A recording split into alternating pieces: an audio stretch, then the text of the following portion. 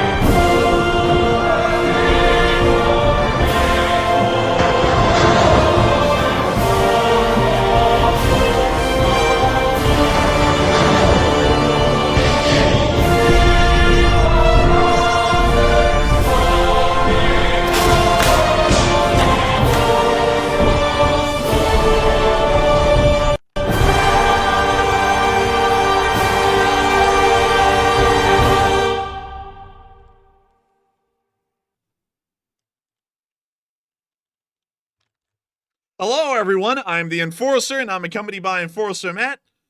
And good evening, folks. It's Enforcer Matt, and welcome back to day 967 of the news. And it's good to see you all once again. And we have full fiber broadband tonight, and it's coming through loud and clear, and I love to hear that. And also, we have massive news today that South Korea is on the brink of war once again with the North. And also, Sinwar is Sinbad. He is gone. He went bye-bye today. So that's also very good news as well, and it's good to see you all once again. And we have gotten major news from every single corner of the world today, with incredibly huge news coming out of Israel as an Israeli precision strike today ended up killing Yahua Sinwar, the leader of Hamas. That has been confirmed just a few hours ago, and we are now seeing that Hamas has been completely decapitated at its head, and the Israelis are also now issuing a possible pardon to the remaining Hamas leaders if they hand over the remainder of the hostages that are in Hamas control. A absolutely major and a literal bombshell of an announcement today in the news circuit. Meanwhile, in the Korean Peninsula, we have been able to hear that today the peninsula is truly on the very brink of war, as we've been able to hear that South Korean forces on the island of Yeopyeong-myeon have been put on high alert as a North Korean artillery battery just several miles away has opened the doors to the actual bays that hold their artillery pieces, and it appears that those artillery pieces are going to be firing at any given moment. They are currently on standby at the moment, and at any given situation, at any given moment, shells could begin to rain down onto the small island here that the North Koreans control, which currently is filled with South Korean soldiers. We've also been able to hear that at the exact same time, the North Korean constitution has been changed to list South Korea as a hostile nation, and we've also been able to hear that Chinese fishing vessels in the area have fled at high speed. The area is now completely devoid of any Chinese traffic, which is giving us a very big suggestion that the North Koreans have notified the Chinese government that hostile actions will be beginning at a specific time in the very near future. Enough time for them to evacuate their fishing vessels at the same time, though. Meanwhile, outside of the Korean Peninsula and on inside of Ukraine, we've also been able to get major news from this direction as well, as the Russian offensive in the Kursk Oblast has continued to meet a blistering end, with a large amount of Russian vehicles and forces ending up meeting their end to the face of FPV drones, and not only that, not really making much progress at all in the means of being able to take more ground from the Ukrainians that have been occupying this area for a couple of months at this point. We've also been able to see some sporadic fighting in the areas around Vovchansk and also in the Chasiv Yar and Pokrovsk area, although the southern front, from what we've been able to see today in video, picture, and evidence, has been oddly quiet, and we haven't really gotten a lot of updates out of that area in particular. But at the exact same time, we were able to hear that some kind of an attack has occurred on the Crimean Peninsula. While we didn't get details of what happened up in the area of the town of Dzhankoy, and also why the air raid sirens were sounded at Sevastopol, one thing we did hear is that whatever the attack was, it was large enough for the Russians to shut down the Kerch Bridge and completely deploy the entire smoke screen along its length, something that we've very rarely seen them do for the entire length of the bridge, and suggesting that the attack that was coming today, or came today over the Crimean Peninsula, was an incredibly big one. But we have loads and loads of news to cover, from literally all three corners of the world that could be considered flashpoints for possible conflict or current conflicts at this moment. And it has been an insanely huge news day. I cannot say that enough. Days are getting bigger and bigger in the amount of news that's coming out, and this is certainly one of those days. And so moving us on into... You know what, Enforcer? You know what's really odd is right now, like you're saying, there's literally so many hotspots around the world, and typically when it gets like this, like it has been like this maybe like infrequently a few days here and there before, but it's keeping up. Like it's going day in and day out, and it's not actually like de-escalating at all, which is kind of different in my opinion this time with the way things are going. But overall, though, like the best news today that has come out is Sinwar was taken out. That guy was a straight up devil, and I'm glad to see that he was taken out and removed from the situation as well. Even the U.S., which sort of like wavers a little bit on the Middle East situation, was glad about that. So I was very glad to hear it. And it was an incredibly good piece of news to hear. A massive success really for the entirety of the Western world. And that actually segues us into our very first news segment of the day inside of the Middle East, as this is probably the biggest and greatest piece of news that we have today as far as it impacts the Western world. Many of y'all will remember that the current Israeli conflict that we're seeing at the moment was started on October 7th of 2023 last year, as a large amount of Hamas fighters began to pour through breaches made in the Gaza border wall and began to flood into the area of southern Israel, all the way as far north as Ashdod in some instances. Over the course of that one day, 1,700 Israeli citizens were killed in a massive massacre conducted by Hamas fighters, and once the Hamas massacre had ended, hundreds more, even over 1,000 from what we may know, were taken as hostages back into the Gaza Strip, some of those still under Hamas captivity to this very day.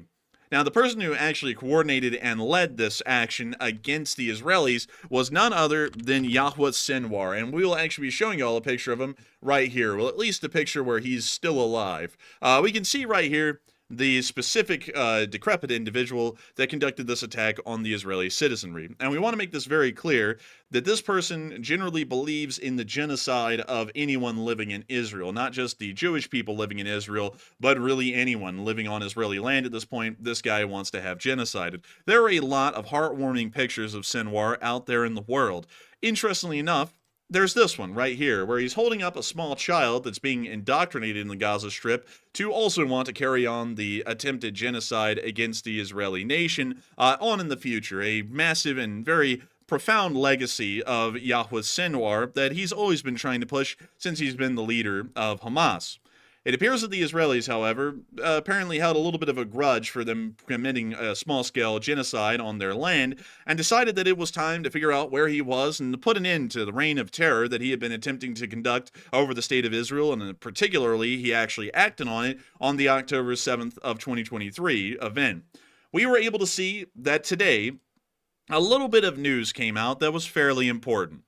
According to Israeli information, and at the time this was all we had, there was an official Israeli form that came out that was published around the world that the teeth of a man that was killed by an IDF strike in Rafah was an identical match with Yahua Sinwar's dental record when he was in an Israeli prison.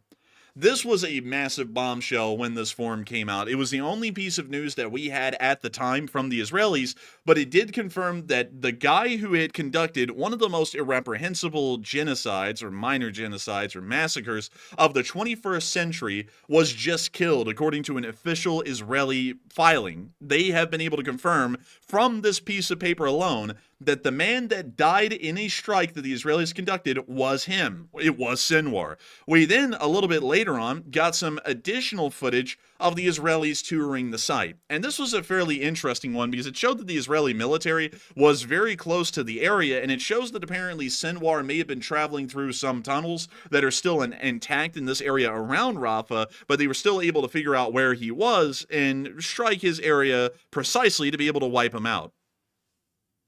Also, by the way, Enforcer, I think he was like hit twice actually. Obviously, the second hit by the Israelis took him out and eliminated him, but he was hit the first time, and that's where he crawled to that building, which I'm sure you have video evidence of the drone footage there. That's where he crawled to that building, and then he was like hiding in a chair with like a mask over his face, and then the Israeli drone came in and found him, and that's where they finished him off. Well, that's actually the interesting thing, Matthew. To build up to it, we actually do have drone footage from the instance of when this happened. Now, from what we know, an Israeli tank fired into this building specifically. That's why there's a large opening on the side, and that's why you'll also see that this building is heavily damaged. Now, the drone is going to fly in, and we're going to be able to see the inside view of the building after it's been pretty much completely destroyed. And that right there is a man. And that isn't any man. That right there is Yahua Sinwar. He is right there, sitting in this chair, just in the middle of this room, with a mask over his face, after the tank had landed an HE round on the direct side wall of this building. This is what was he guy. thinking, man? Like what was he thinking? He was going to sit in this living room and he was just going to blend in, like he was just kicked back in the living room watching TV. This building has been blown to smithereens, and he's sitting there like, oh, they won't suspect, like it's just a dude sitting here like is running from them or something like that. He's literally, what was the plan here? Like there was no plan. I don't really know. I don't know what the plan was. I think that at this point there was no escape and he had been caught, so there was really no point of even trying to run outside because they probably just gun him down. But still, there he is. That is Yahua Sinwar, the architect, the mastermind of the October 7th massacre, sitting right there in a chair in the middle of this building. Y'all are actually seeing him right there. Now, very rarely do you ever see footage of something like this. We never got to see footage of Baghdadi, at least in like a first-person perspective, getting blasted. I think there was like a picture that was taken with a robot drone of him, but it wasn't the same thing as a drone literally flying in and seeing the guy's literal last moments, such as this. This is one of the few times in history that you'll ever be able to see anything like this on film.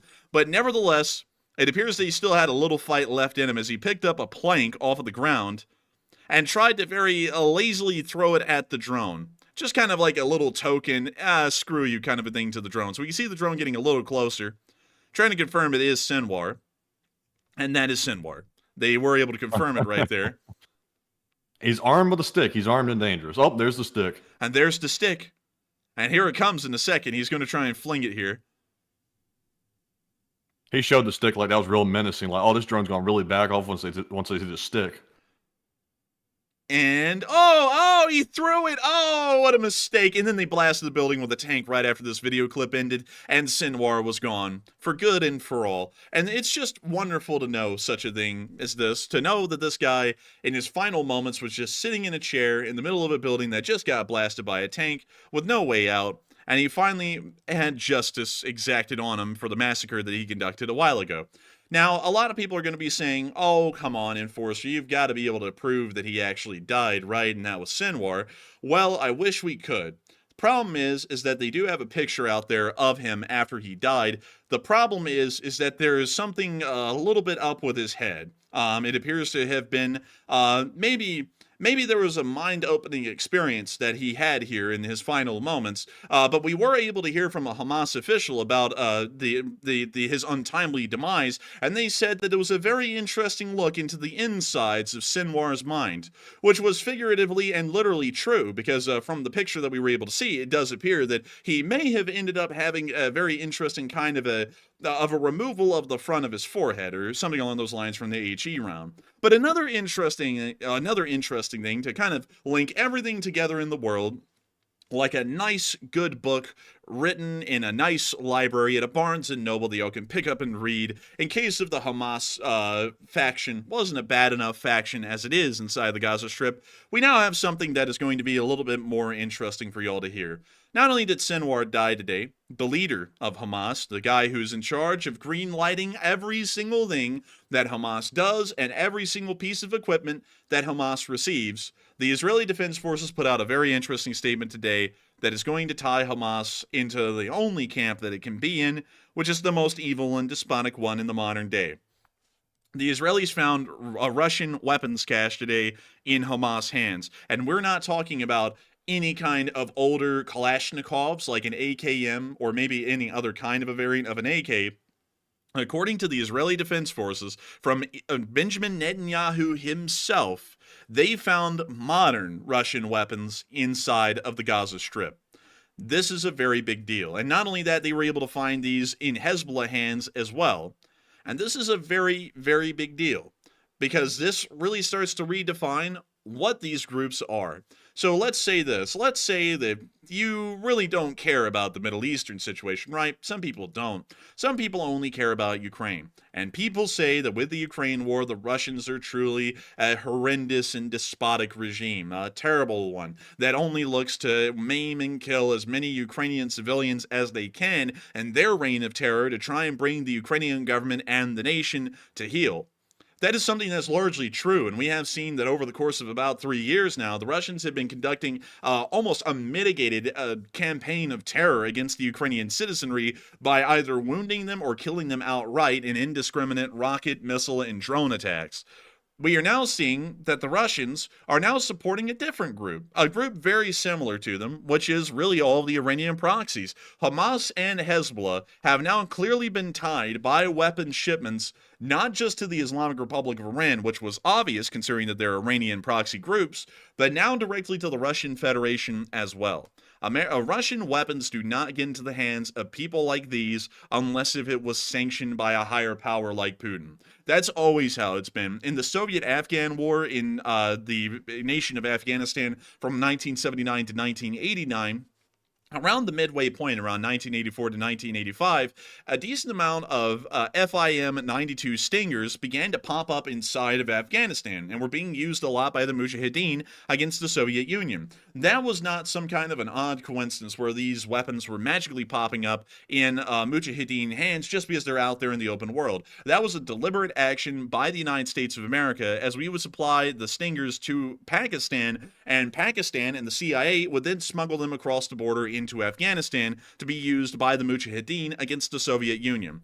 That's just one example, and an American example of that, to show that weapons procurements by groups like these, somewhat clandestine or questionable groups, are always done with the approval of a higher power, the nation that actually produces those weapon systems. And by this fact alone that the Israelis have put out today, the Russian Federation and the Iranian proxies, along with the Islamic Republic of Iran, are all a part of the same axis. While they may be conducting different kinds of intentions, or they may have different kinds of goals of self-realization for their countries, they are united in their anti-Western front. And Hamas and Hezbollah are not fighting for some kind of a righteous cause for some weird reason to reclaim land that they kind of lost through legal means through the Ottoman Empire, the British, and so on, and throughout the rest of history, and they really didn't have in the first place. They are conducting an anti-Western war. It does not matter the ideological or supposed differences in between the Iranian proxy groups in Israel that the propaganda always claims from the Iranian side. This is a fight in an attempt to destroy American and Western influence over the Middle East and to bring this area under either Iranian control and then in the future Chinese control. This is something that has to be put out time and time again because people just never understand the actual reality of the situation on the ground. And today's statement by the Israelis, considering that it is an official government statement and we do have to take it as fact, is once again showing us that the Russian Federation, as evil as it is supporting Hamas and Hezbollah, which clearly show that those groups have to be as evil and on the same level as the Russian Federation, if nothing else proves that at this point. One thing that I saw brought up in the live chat by Quantum Fighter, he said, Victor Boot seems to be working very hard. And remember, Victor Boot is the Merchant of Death, the notorious arms dealer that was traded for the basketball player a short while back with Russia.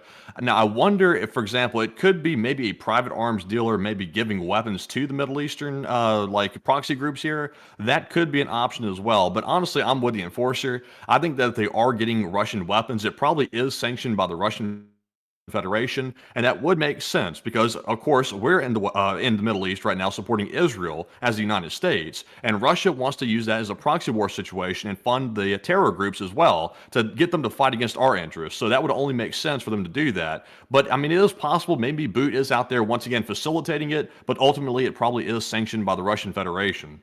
It is certainly sanctioned by the Russian Federation. Victor Boot was returned to the Russians to become the Russians' arm-dealing gimp. He's not a free agent anymore. He went back to Russia, and the Russian government told him, you're going to trade the arms we want to trade with the questionable people we want to trade with.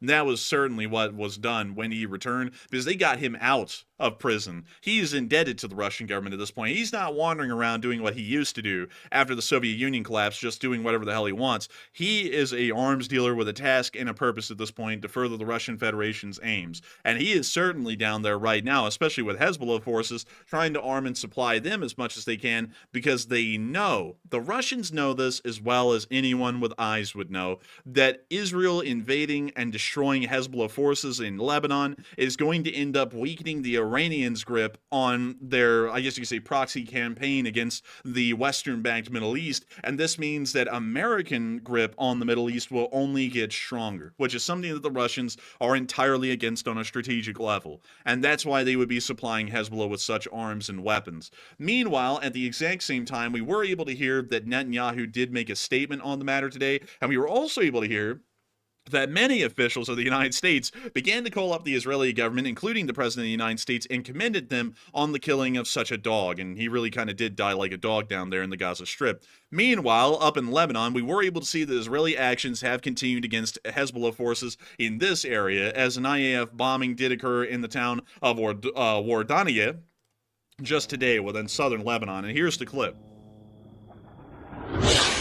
Oh, Oh, damn. good morning. That was pretty close, too. And I gotta say, what a bombing. But nevertheless, it does appear that the Israelis are still conducting their offensive actions against Hezbollah forces within southern Lebanon, and it seems as though things are going fairly well at the moment, although they are moving a bit slower than we were expecting. They're not running into heavy resistance. It just seems that their offensive plan is being executed at a slow pace deliberately, which is an incredibly interesting thing, showing that they are apparently deliberating over every single square foot of ground and making sure that there are no Hezbollah tunnels or any kind of hiding Hezbollah forces before they advance forward, heavily mitigating the risk of any kind of attacks from the rear lines from Hezbollah fighters that would pop up back there, but at the same time also slowing down their offensive to a crawl and making it very predictable where they'll be moving next. But moving on from that and out of Lebanon, we do have something that's very interesting to point out. Sinwar dying is a big deal.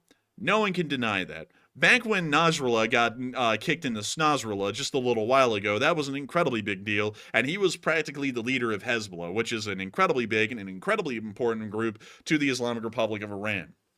Hamas is also equally important to the Islamic Republic of Iran, but its focus is in a different area. It's within the Gaza Strip and the West Bank, so some people consider it to be less important considering it's harder to smuggle weapons to them. But of course, we can see just from October 7th of 2023, the kind of damage that they can inflict on the Israelis is actually quite significant. So going off of this, we have not heard an Iranian statement yet about the death of Sinwar. We have heard nothing, and it's a little bit weird with that, and it does seem that a lot of people are wondering, will Iranian proxies escalate against Israel considering that Sinwar just died today? And it seems as though a lot of people are believing that they will. Some people are saying that's probably just saber rattling. Some people say it really depends on Iran. Maybe the Iranians will actually conduct another attack on Israel in response to the death of Yahua Sinwar today. And some others are unsure and undecided. But Matthew, what are people thinking about this? And what are you thinking about this as well? Do you think that larger proxy actions are going to be happening very soon? Do you think this is going to go into the Iranians' court and they're going to decide how to respond? Or do you think that nothing's going to happen at all? So after we did see the footage today that Sinwar was taken out in a very bold form by Israel, which is a very good thing for the world, by the way. That guy was a very evil fellow. Will Iranian proxies escalate against Israel? Because I have been seeing some in the live chat say that now that he's been taken out, even though that is a good thing for Western interests and also the interests of the region, that might make him a martyr and could cause the Iranian proxies to go harder than ever. So 47% said yes, the proxies will attack soon, while 25% said no, they will simply keep saber rattling, and 21% said it all depends on Iran. And one thing is for certain, the proxies are already rattling the saber right now. They are out there saying that they want to go to war with Israel like they've never gone to war before. And of course, that's not the first time we've ever heard that. They always say that constantly all the time, and most of the time it never really turns out to be much of anything. But in my opinion, it all depends on Iran. What is Iran going to do in response to the upcoming attack by Israel on Iranian territory? That could be the moment the proxies decide to get their revenge for their very evil guy Sinwar getting killed. So I'm actually with the 21%. It depends on what Iran wants them to do in response to the upcoming Israel attack. But Enforcer, what say you? I would have to say that, in my opinion, the Iranian proxies probably will be attacking soon. That's kind of a natural knee-jerk reaction for them to do, is to try and attack in a large form after something like this happens. But really the big thing to me is whether the Iranians are going to respond to that or not, and they probably will.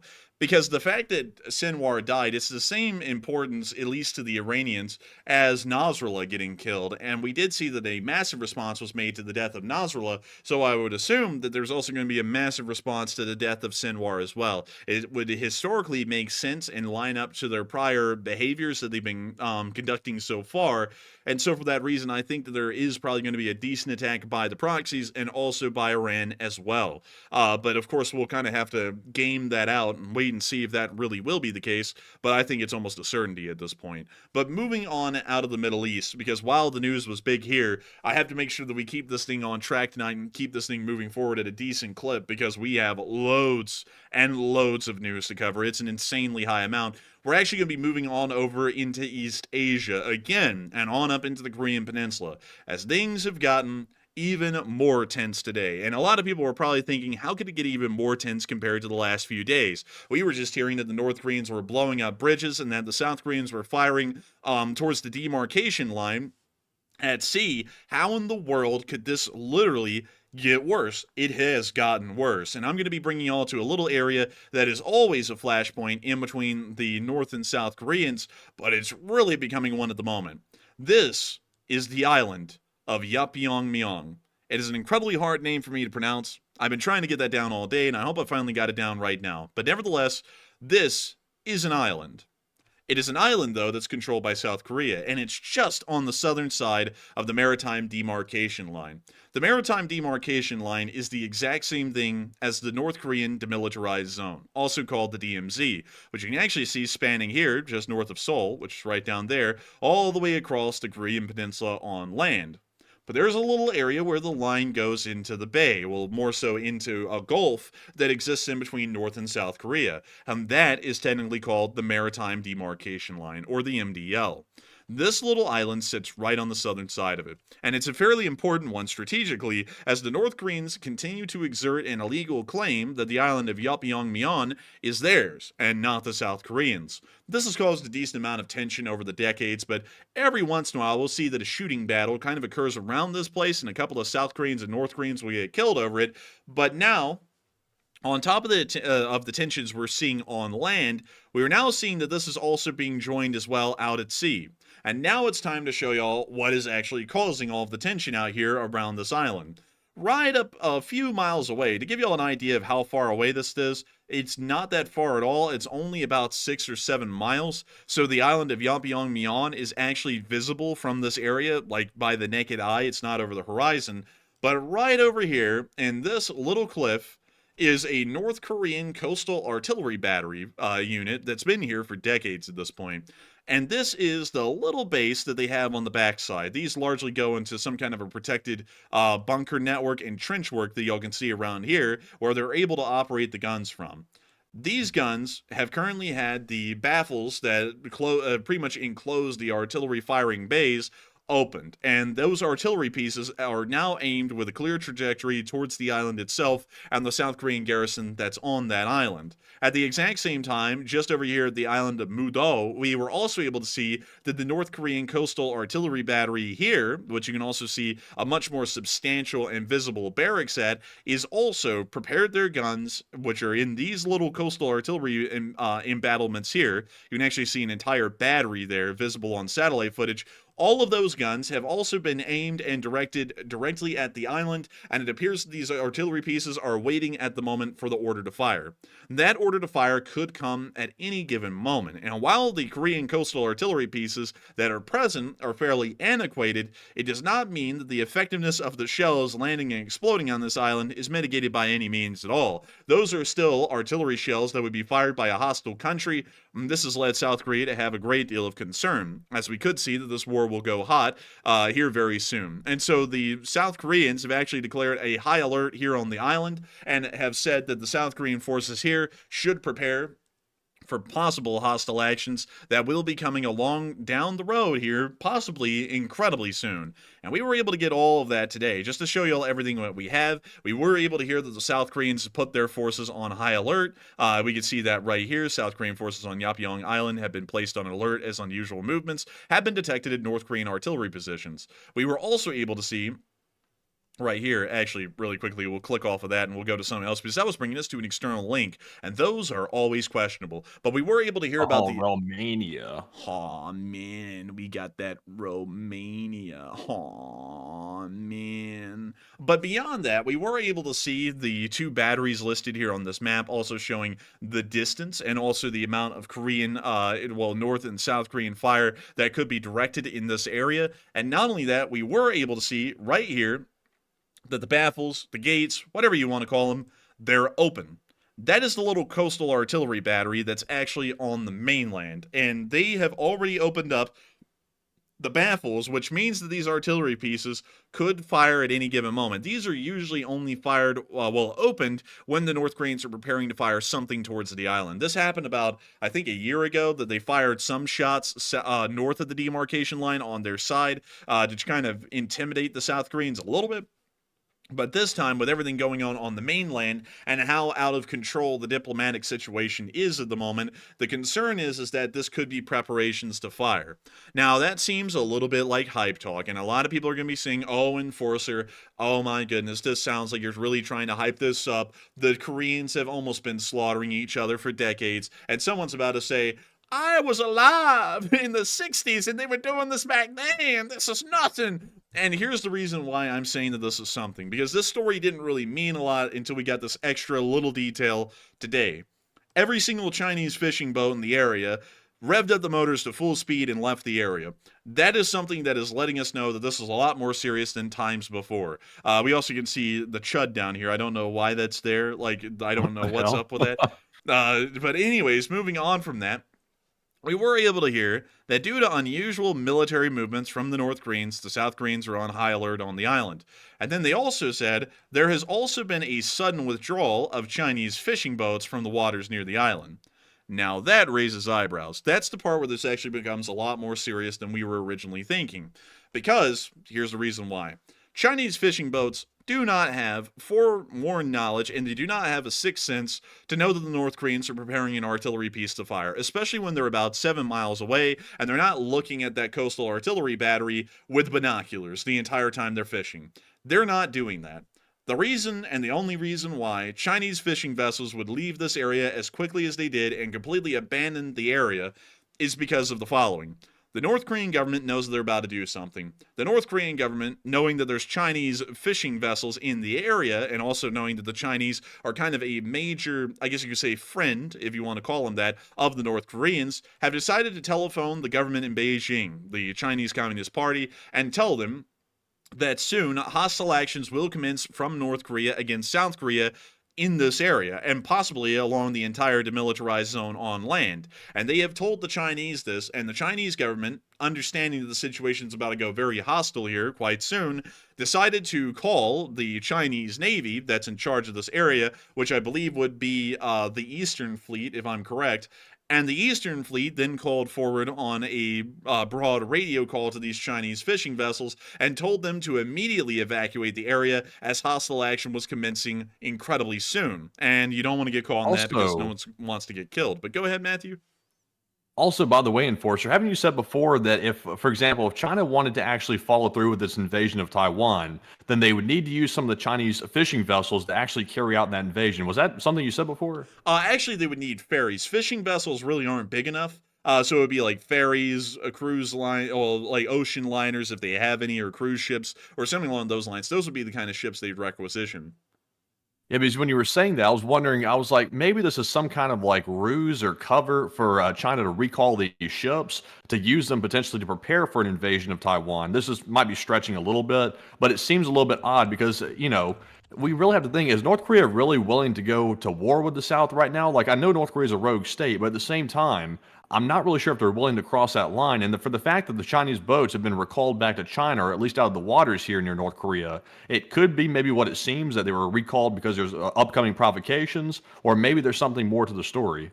That's an interesting idea, but generally, logistically, at least in the modern day, fishing vessels like these don't really have that big of an impact on military planning. They're just not big enough or have the scale to be a big enough ship to actually help out. They're on the very small side. Like, for example, here is a picture of kind of like an average-looking Chinese fishing vessel that was in the area that was recalled at the moment, and these are, they're not much, and they're not going to be able to carry a lot either. They might be able to carry, say, an entire company, maybe 2 companies worth of Chinese infantry, but not a lot. And they also wouldn't be able to carry any additional supplies with those 2 companies they would be hauling. So logistically, for Chinese naval concerns, these things are kind of off the register. They're really looking for Chinese ferries more so, which would be requisitioned for military use if they were planning an actual naval invasion, and they needed additional, I guess you could say, gross tonnage to be able to use in that naval invasion. But nevertheless, this is something that is somewhat concerning. It's really concerning, not more so on a bigger picture with Taiwan and China, but it really is concerning as far as the Korean situation is going. Because for a third party to call all of their fishing vessels and tell them to leave the area, the only reason they would do something like that is because they've been tipped off by the North Koreans that hostile action is coming soon.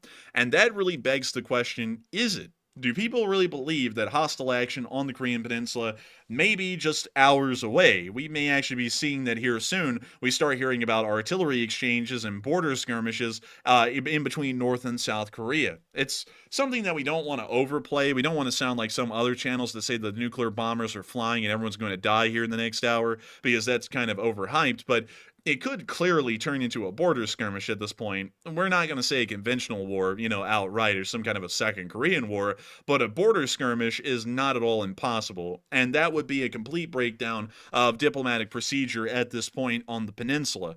And it does seem as though a lot of people at the moment are really believing that North Korea is preparing for war. Some others are saying that North Korea is just probing the South, or really trying to provoke them into conducting some sort of action. And some people are saying, a very small amount of people are saying that this sounds like nothing, but a load of people are weighing in opinions on this, and this is probably one of the most serious situations that we've seen on the entire peninsula for at least 20 years to 30 years at this point. And Matthew, what are people thinking about it, and what are you thinking about it as well? Do you think war is coming, or do you think that this is more so just a hype from the North Koreans, and an incredibly good hype at that?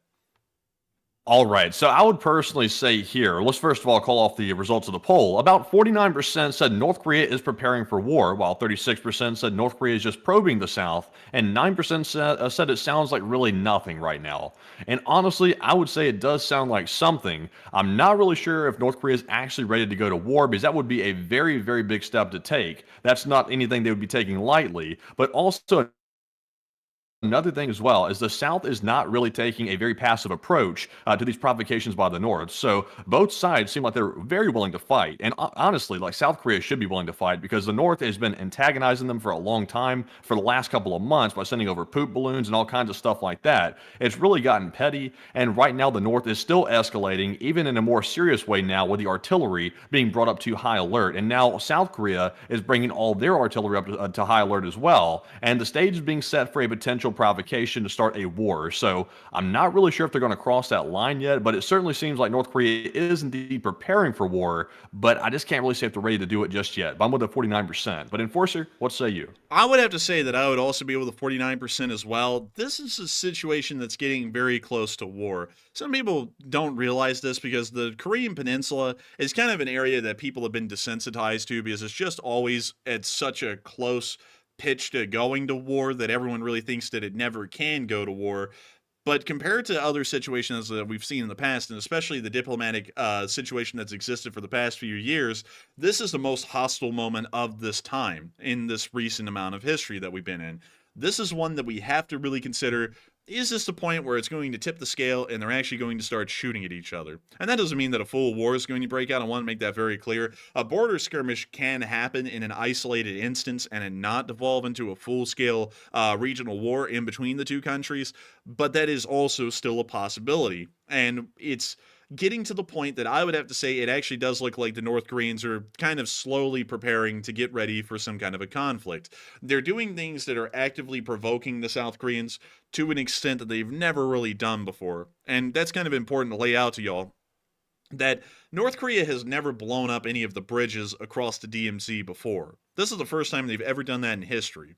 That is a pretty big provocation as it is. And I know a lot of people have always heard about North Korea firing rockets into the Sea of Japan or over Hokkaido, which is Japan's northernmost island, and those rockets then splashing into the Western Pacific. I know many of y'all have heard about that sort of a thing, but that is normal escalation. It really is status quo as far as escalation goes with the North Koreans. But blowing up the bridges over the DMZ, and not only that, giving the public issued orders that all of these 8 brigades, these 8 entire artillery brigades on the DMZ, as well as this coastal artillery unit, are ready to fire at a given moment's notice. This is getting incredibly close to war. I mean, as far as the actual mechanisms needed to get to war go, this is literally just one step away.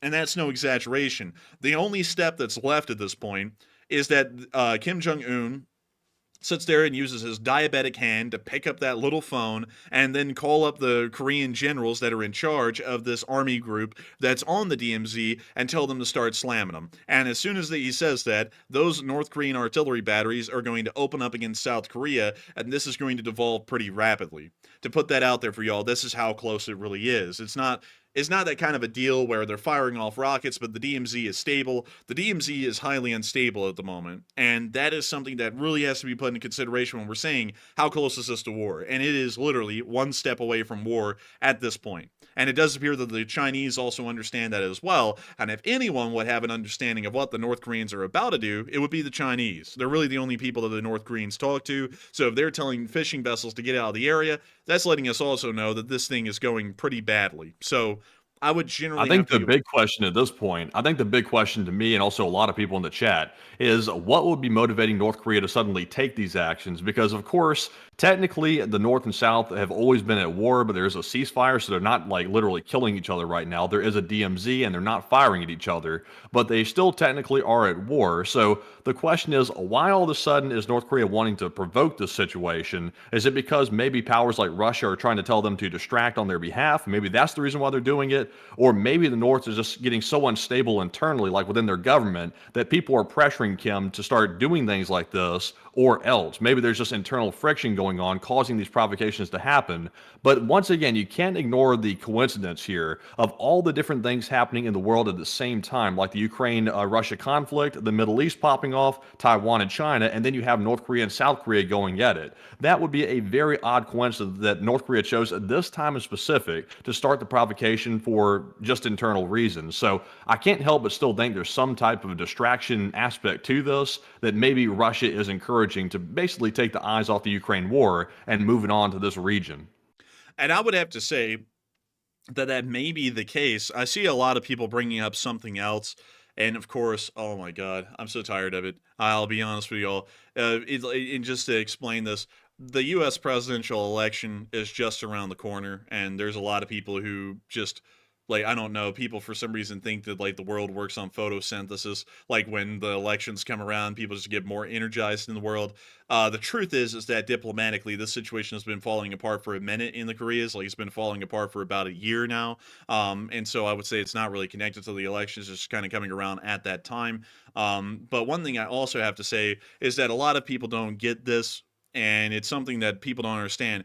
The president of the United States is not like the God Emperor of mankind in Warhammer 40K, where he has to sit in the golden throne to operate the Astronomicon. Like, he doesn't have to do that. Like, the United States government is made up of millions and millions of bureaucrats and military officials that are always doing their job. The president can be changed out, the presidents can change, but the bureaucracy will continue to function, and the armed forces will continue to function as well. If the North Koreans began to fire artillery pieces across the border into South Korea, the American response would be immediate, especially if American forces had been hit, because commanders in those areas would not be waiting for permission to fire. The United States always works off of a principle of do not fire in this kind of a situation until fired upon, and we would start to fire in return defensively against the North Koreans. So it doesn't matter that a U.S. election is coming around. It literally would not matter if the United States did not have a president. When this started to go down, the United States military would react with pretty much reflex-like instinct to the situation, and then actual orders on their stance and what will be happening in the future would be issued beyond that point.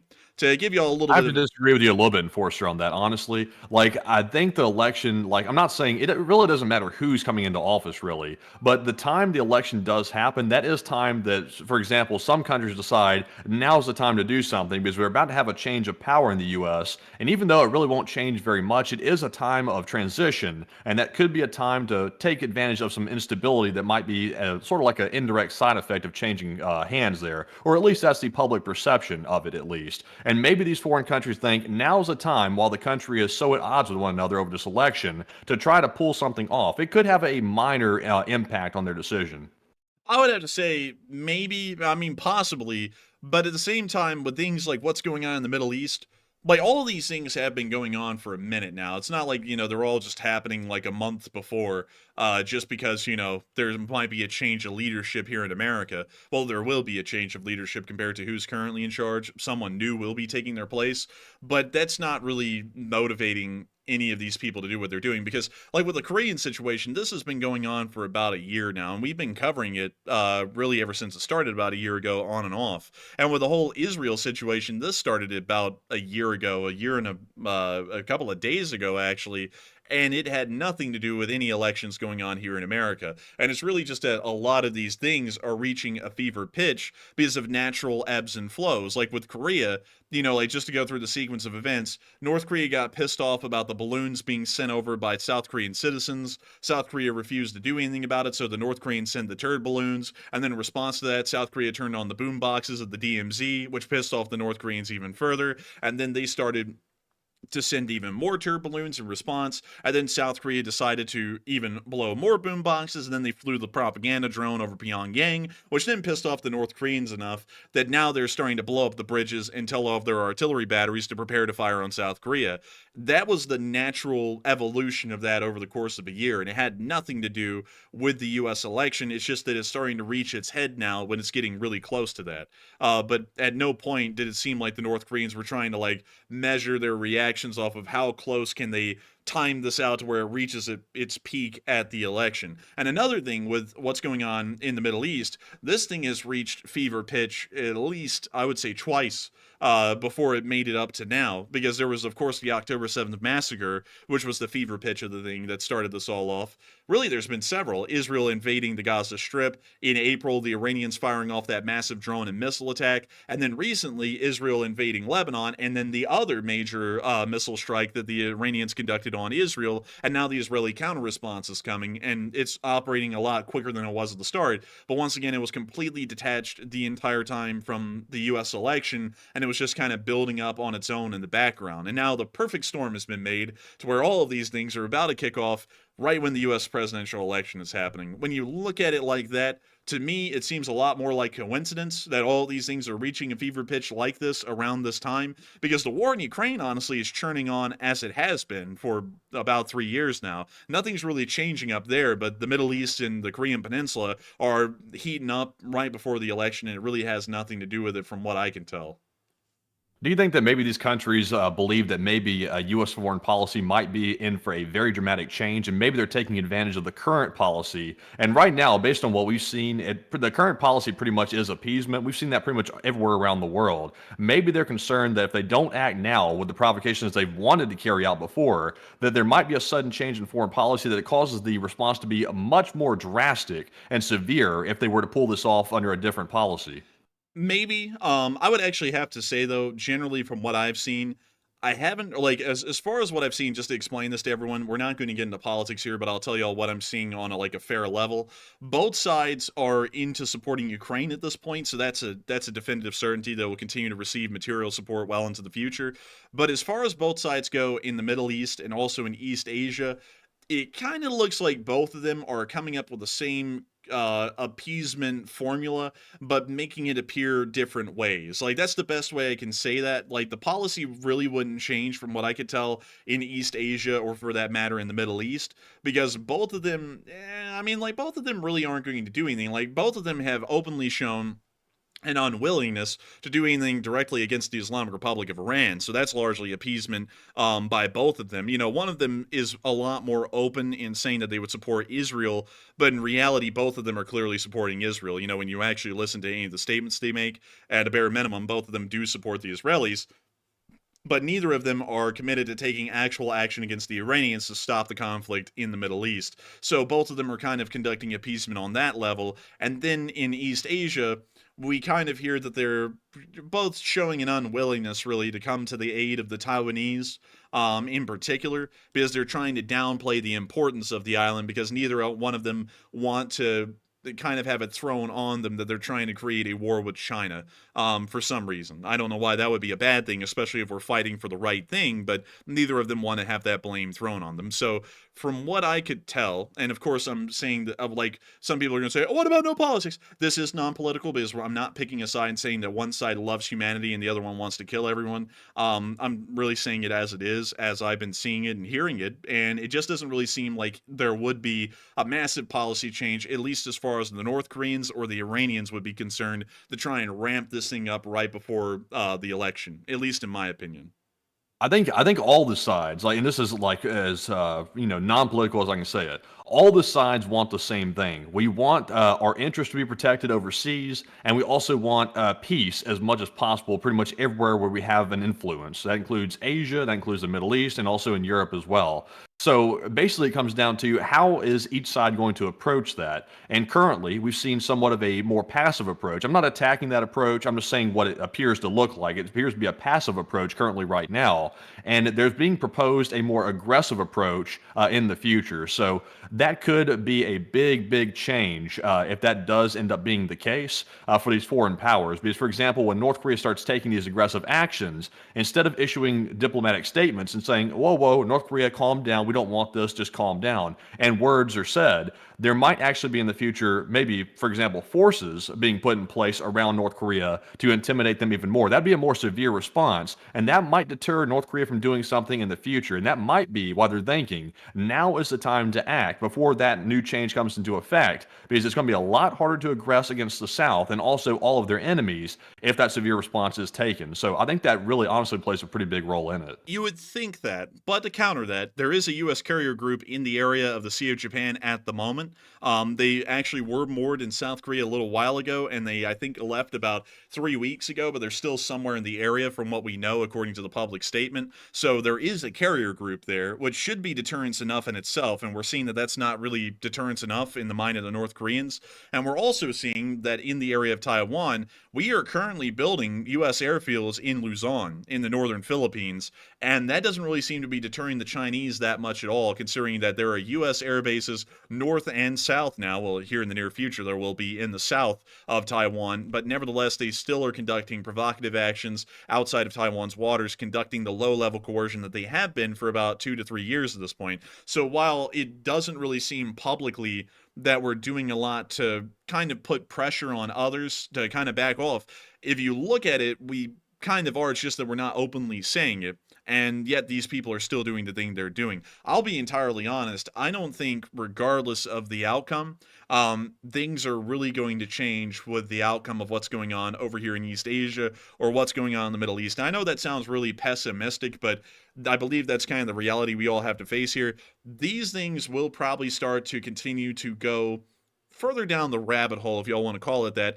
regardless of who's elected. Like, I want to make that very clear. It's not that one side will save the world and the other will doom it. Like, and this isn't dooming it either. It's just that it's going to be a much more difficult situation to deal with when these things actually do kick off, probably in about a year or so, well, maybe even sooner than that. But beyond that, that's really what I'm kind of seeing. And also, Though, Enforcer, like, for example, you say the carrier strike group is around, at least in the vicinity of the Koreas. And while that is true, in my opinion, once again, non-political, I'm not making a political statement here, but I think the North Koreans know that even though that carrier group is there right now, the current approach is pacifism. So we're not really willing to pull the trigger with the carrier group there. We have the weapon in place, but we're not willing to pull the trigger because the U.S. will never be the catalyst or, the spark that's needed to cause the war. Because even though that might be needed for deterrence, it's not going to go through because of the current policy in place right now. And I think that the North Koreans and also all the enemies around the world know this, that we're not willing to pull the trigger, even if we have our assets in the region, unless we are forced to. And that is no way to create deterrence. That is just a way to basically be reactionary. Like, we're there to react, but we're not there to really deter.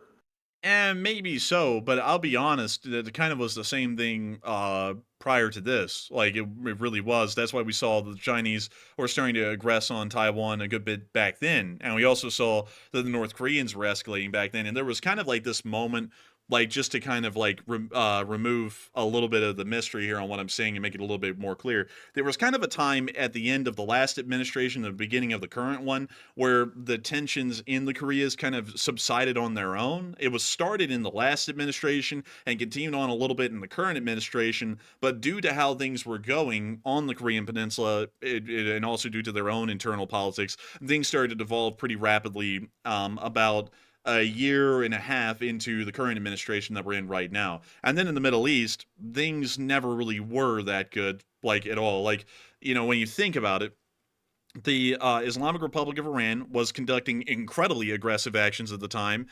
There were seizures of merchant ships traveling through the Persian Gulf and the Strait of Hormuz. Like, you may remember that, Matthew, like the British tankers that were being held hostage by the Iranians. There was a lot of incredibly tense things going on back then, and we didn't really see America taking a wildly strong response to maintaining the freedom of the waters even then. I would have to personally say, really going off of everything we've seen for the past 8 years and probably what we'll be seeing here in the future, no one is acting with enough grit to really take the situation and get it under control, in my honest opinion. Everyone keeps on playing a little bit too reserved to be able to actually show anyone that we mean business. Like, and some people are saying, well, this is the best everyone can do. I'm sure that's going to be the next thing that comes around. And to say really quickly a counter to that, that's not the best we can do, because back in the day, in other different instances, at least in modern history, we did have grit against these people. Like, we just naturally did, and it was largely kind of a unanimous grit against them, and it's only a matter of willpower. It's not that you have to be like a certain person born and bred a certain way that eats like lead paint chips or something like that. You can just have the grit and have the commitment to do something like Operation Praying Mantis.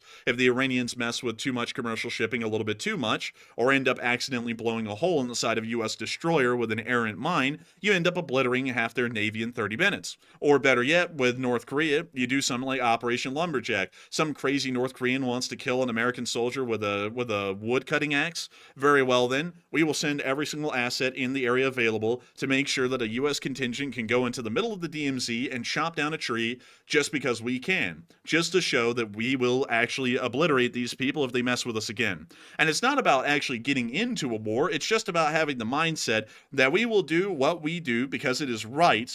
That's a very important thing about what we do. It has to be justifiable.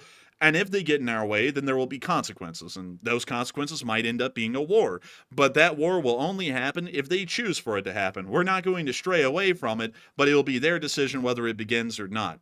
That's kind of the sort of grit that we need, and I just don't really see anyone providing that kind of grit, at least in the Middle East or East Asia. Yeah, I agree. We need the speak softly and carry a big stick. We need that back once again. There's nothing wrong with having restraint. Like I'm seeing people in the live chat saying, I disagree with y'all a little bit. We need to have restraint, but not appeasement. And right now, some people believe we have restraint and not appeasement. Honestly, right now, in my view, this is my personal opinion, it seems like appeasement. And we're speaking softly. We got that part down, but we don't have the big stick. And you can't just lay the big stick on the ground next to the problem and say, there you go, there's the big stick that's been like satisfied. You have to hold the big stick and be willing to yield it or wield it. And you cannot just stand there and stand idly by with the stick on the ground and say, oh, look, we're deterring. That doesn't work like that. You have to go in there and prove you're willing to use the big stick to be able to actually make it have meaning behind it. And right now, we really haven't shown that. We simply show up to an area with our assets and we just sit on our hands, which is not very effective, in my opinion. And let me say this to make this as fair as possible, because some people are saying, oh, like it may not be the best thing to have grit. Well, let me tell y'all this, and I'm going to waive the forbidding of presidential names here, because I'm going to actually tell y'all equally things that are very commendable about all presidents that have been presidents since 1960 that have been very commendable, where these presidents have shown grit. JFK showed grit when he faced down the Soviet navies near Cuba and actually depth charged a Soviet submarine into surfacing. That was grit. We were not going to stand by for that kind of thing to happen. And I actually do commend JFK, although this is beyond our, kind of beyond our no politics world, but we're going to praise each one equally up until the present day. It showed grit, and it was the kind of grit that America needed to make sure to show that we were not going to stand by for wrong things that were being done against us. And the next president right after him, Lyndon B. Johnson, showed a pretty good deal of grit in the Vietnam War. I mean, while the Vietnam War is controversial these days, at the time, a lot of people were believing that that was a part of the domino theory. And it was showing a great deal of grit to continue on the war in Vietnam, because it showed that we were not going to allow an enemy axis of power to be able to advance onto an area that we controlled. You've got to give commendation for that. That was a good show of grit. And then right after that, we saw that Nixon pulled everyone out of Vietnam. You can say that that wasn't really with grit, but we tried to ensure that South Vietnam would have the ability to survive. They didn't, but we still tried, and you've got to commend that a little bit. Of course, other things a little questionable there, but that still, you got to commend that one singular instance.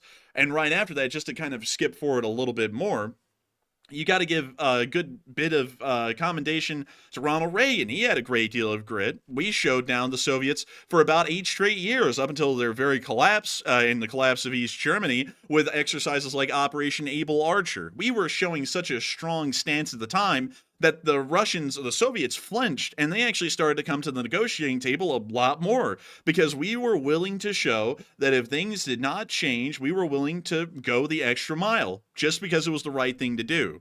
Then in the 90s, a lot of people don't know this, the Chinese actually started to fire at Taiwan. They didn't fire onto the island, but they started to fire around it, and also started to say they were going to invade. Bill Clinton sent an entire 2 aircraft carrier task forces, really 2 entire fleets, to Taiwan to make the Chinese back off, and they did. And that was the kind of grit that was needed at the time to stop that from continuing to devolve into an even worse situation. And then we saw, of course, Bush conduct a little bit of grit after 9/11 with the war on terror in the Middle East.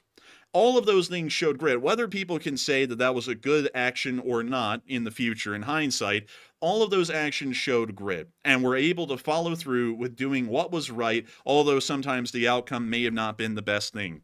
And nowadays we see, in my opinion, that no one has grit. No one's willing to say that this thing is right, what we're standing for, our interests are worth actually defending, and we will defend them. We don't see that anymore. We haven't seen that from anyone. And while some people may say, well, everyone says this nowadays, and this is kind of a fair statement on everyone, the current president and the last president, and also kind of the president before that one, everyone will say, oh, we're stronger and more respected than we've ever been. But at the same time, we give away things to get the supposed respect. And I just don't think that's getting respect. Because if you sit there and say something like, oh, we're really respected by the Chinese, but to get that respect, we kind of bargained away our holding over Taiwan a little bit, possibly, or kind of backed off of that a little bit. That's not really getting respect. That's just kind of getting beaten around and giving up, so that way they just treat you a little nicer, or appeasing the North Koreans by giving them aid. because they're shooting missiles over Hokkaido. That's not really showing any kind of grit, and that's not really being strong. That's more so just appeasing them to try and quell the situation. Or currently, with what we're dealing with right now in the current administration, where we see that they don't really do anything to face anyone down. We're always just telling our side to back off. And it's not good. Like to make this as fair and standard across the board that I can, this kind of a lack of grit that's seen in modern administrations over like the past, I would say 12, maybe even 16 years, is not beneficial to this republic, and it's not beneficial to Western interest. We need to be able to return to the kind of mixed standard that we had back in the day, where if we needed to maybe conduct appeasement or maybe diplomatic concessions, we would. But if there was a situation that we had to stand for and actually fight for, we were willing to fight for it. That is we what have to have the big stick, man. Like, the big stick is a necessity. Also, by the way, I love the big stick analogy right here. It's a really good one. And today we actually got to see it in action because Sinwar wielded a big stick. And as you saw, he picked up the stick and he tossed the stick at the drone, the threat. It didn't work too well for him. The drone then came in and hit him in the forehead, which didn't end well for him. If he had wielded the stick, he might have had a better chance. But he did not wield the stick. He tossed the stick, and it fell on the ground. And that was his last thing he ever did. So we don't want to be the one tossing the stick. We want to wield the stick. And I would agree with that. I would agree. A really weird way to put that, but I'd agree with that. But still, I hope y'all see what I'm saying here, and I hope I made that as fair and across the board as I could, because I didn't, while I mentioned the names of these presidents past 1960, I didn't condemn any of them. I praised all of them equally, regardless of their affiliation, because I'm not like a political animal or anything like that. There are things that everyone's done that's been good and have been bad. And when you look at a lot of these prior examples from 1960 onwards, literally up until about, I would say, the last 16 years, a lot of them had grit, and a lot of them were able to commit to doing the right thing, even if it meant that it would get into a very hairy situation, possibly. And usually we would end up succeeding in a lot of those instances. And so for that reason, I believe that that's what we need to return to these days. I think that's largely the problem. It's not that America has fallen. I'm not going to go on some stupid idea like that. America is, as really honestly, America is stronger now than it ever has been in history, but there's almost this defeatist mindset that we're not, and that permeates the leadership, and we see that the leadership continues to operate off of that kind of a mindset, and they've been doing that for about a decade and a half at this point, and I just don't think that's a good thing. And so with that, I hope that does address that the best I can, at least in my opinion. That's probably the closest we'll ever get to actually getting in depth on any kind of a topic like that. But still, I hope that does address that the best I can. The best I can. And with that, we are actually going to be moving on into some questions. Because before we get on out of East Asia and on into all of our Ukraine news, which we have a pretty good amount of today, we also have a decent amount of questions that have been thrown in by all of y'all. So what do we got, Matthew?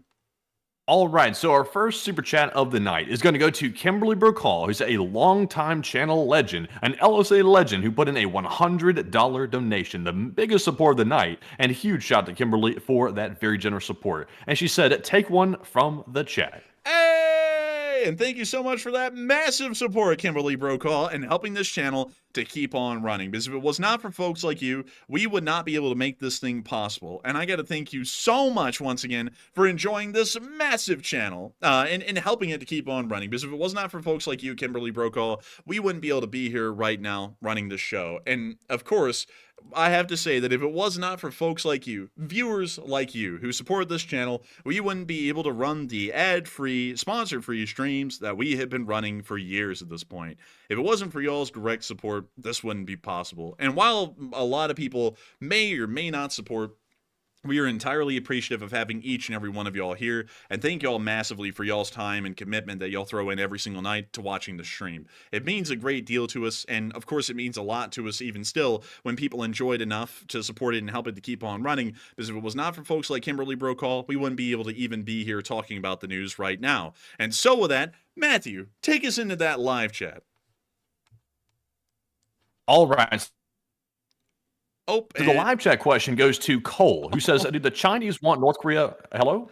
Oh, man, the Discord. We got the internet fixed, and now Discord decides it's just going to crap out. But I can hear you now. Please go ahead. Uh-oh. This is definitely definitely Discord this time. It's glitching out bad. All right. Well, please go ahead with the live chat.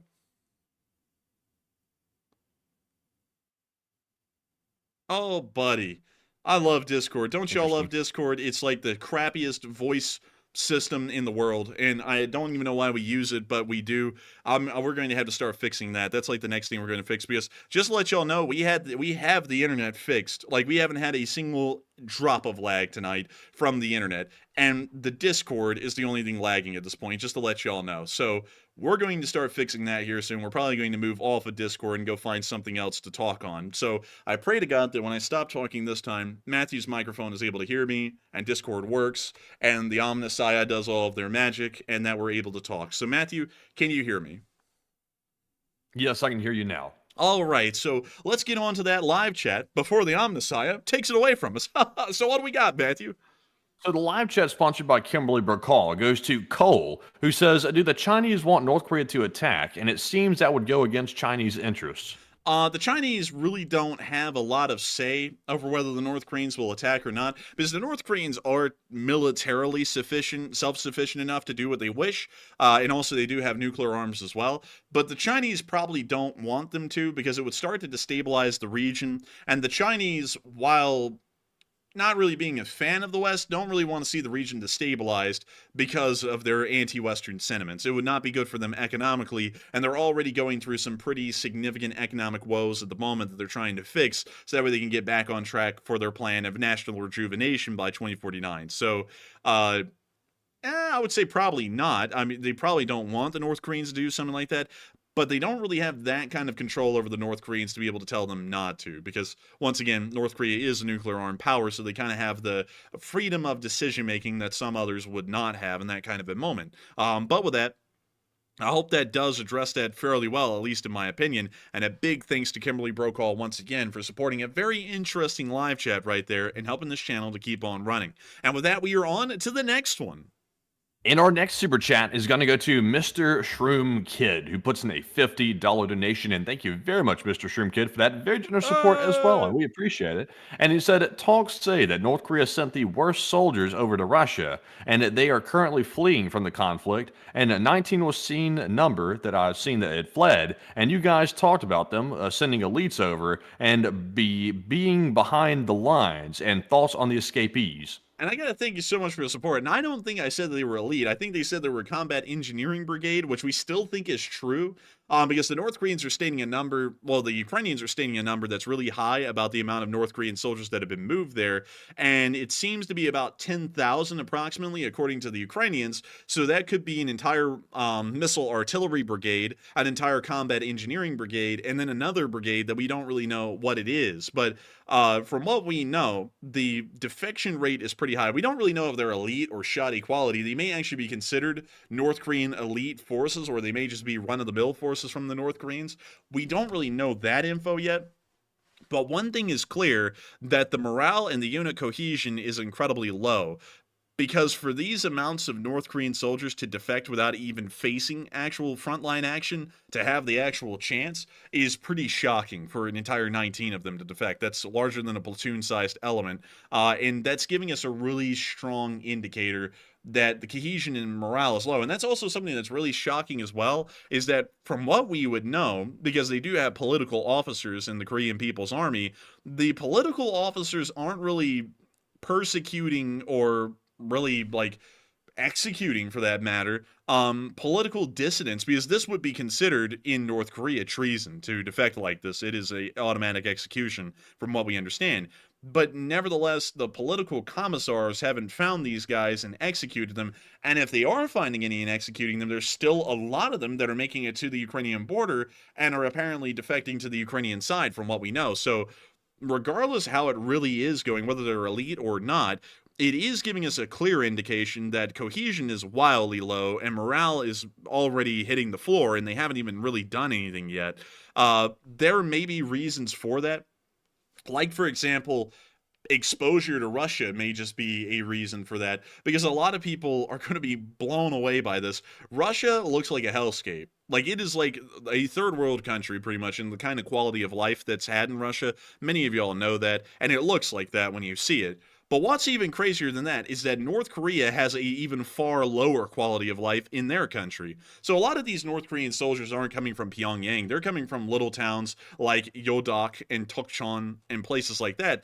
and they don't even know what electricity really is for the most part. And so then when you go into Russia and you're seeing things like electricity, and you're even seeing just centralized heating in some of these buildings, or better yet, a running rail network and a lot of privately owned automobiles and a decent amount of food, that in itself is actually incredibly shocking to the North Korean mind. These are just things that they do not see at all. So this shows them in its own right, before they even defect to the other side, that the North Koreans have lied to them, because the North Korean propaganda actually puts out that North Korea is in the best shape compared to anyone else in the world. Like, and it's really crazy when you see it. You know what? I want to see if I can find y'all that. Let me see here. I'm going to show y'all what the propaganda reels show of the United States. North Korean propaganda. About the U.S. Let me see if I can show this to y'all here. Hang on. I want to see if it'll show y'all the life of a North Korean. Well, actually, the life of an American from a North Korean perspective. Oh, here we go! Oh my god, I found it. I have to show y'all this. This is so important to show y'all. So this is what they depict the United States to look like, just to let y'all know. This is what they say America's like when they show it on propaganda in North Korea. This is an actual North Korean propaganda clip, just to let y'all know. So here it is. Matthew, are you ready for this? Let's see it, man. How Americans live today. Also, by the way, this is a translation. This is a translation that's done because it's originally in Korean, so this guy is dubbing it over, but here it is. Dramatic music. This is how Americans live today. Drinking coffee made from snow and living in tents and buying guns to kill each other, especially children. Like, this is literally the propaganda that they put out about America. Like, no joke. They brought in the British man to tell you that they're buying guns and they're killing the children. And they're making coffee made of snow. That doesn't sound that bad, actually, as long as it's not yellow. Oh man, but it gets even better, man. Like, watch, the whole propaganda clip is like the craziest thing. Some people complain about the guns. Living on the streets of modern-day America.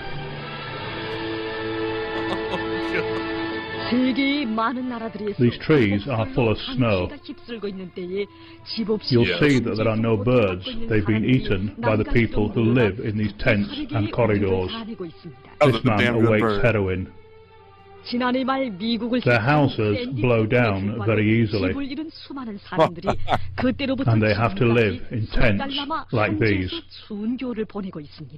This is what they say America is, man. Like, this is what North Koreans think Americans live like.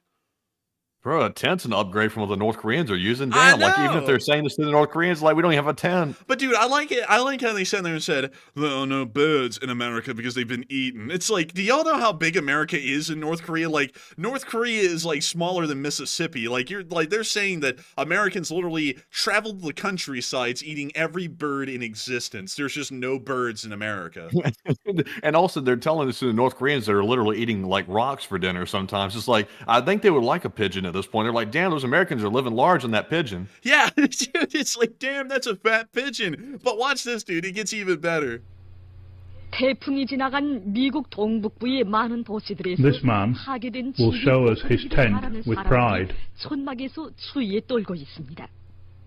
He points to his items, but the camera notices his roof has fallen down. This is common in modern-day America. The American Red Cross supplies curtains and walls from material from North Korea. Do you see this crap? These lies? Like, can you believe Where this? even is this filmed at? Like, where's this footage from? Is this even really America? Yeah, see, this is actually America, but what they do is that they single out places like terrible homeless shelters, and then they also took footage after Katrina, like, because that was around the time frame this video was made, and then they show that as, like, this is America, how people live every day. Like, and they come up with the stupidest lies, like, we're buying roofing and walls from North Korea. Like, they can't even build a house over there right now, much less eat. Why would we buy a wall from them? Also, if they hate us so much and they want to destroy America, why in the world would North Korea be selling basic construction materials to the United States? Like, the propaganda falls apart just when you question it. Like, I would get killed by a commissar right now for asking these questions in North Korea. But let me just play a little bit. Also, by the way, like, you know, they love Dennis Rodman. He came over there and was like a hero of the nation and stuff like that, and he was escorted pretty much everywhere like a hero. So, do they think that their hero Dennis Rodman is living in conditions like this, or like where do they think he lives? Yeah, they think he lives in conditions like this. Like, he came from the impoverished and like just downtrodden America to come play basketball in beautiful North Korea. Because you have to remember that everything in North Korea, according to propaganda, is the best. Like, basketball was invented in North Korea. They exported it to the rest of the world. And, you know, North Korean basketball players are the best. So Dennis Rodman's just this nobody coming from America to watch the greats play basketball. Like, that's how they actually think. That's crazy, man. This is wild. I don't know how many of the North Koreans actually believe this junk. Probably a lot of them, because this is all they know. I mean, they don't have any information to contradict this stuff, so they probably believe it. But let me play the rest of this. It's a little bit of a lengthy clip, but it's just gold the whole way through. Again, there are no birds in the trees apart from these. And birds. Oh, no, wait. Dude, they couldn't find a clip where there weren't birds, so they just write in the propaganda, there are no birds except for these 6 of them on this tree branch. Like, it's just those birds left. They're the lucky 6. Dude, they're up there and they're like, man, I remember before the Americans arrived, there used to be millions of us. Now there's only 6. Which will be eaten on Tuesday. Oh, Eating on Tuesday. It's like damn Wimpy and the hamburger. They said, "Oh, can I trade you a hamburger for Tuesday?" dude, they don't just eat them; they schedule them. Like, they schedule them in, they fill them in. These will be eaten on Tuesday specifically, not any other day. Not 11:59 p.m. on a Monday. It will be eaten exactly on Tuesday, and that's it. They are yummy. They are yummy. You can also eat the snow, of which there is plenty in the United States. These people lie huddled together with their dead friends in blue body bags, drinking. Oh my god, dude! Man, they got Starbucks in their hand, man. These people aren't poor. Bro, they said their friend is in a blue body bag. That's their personal belongings.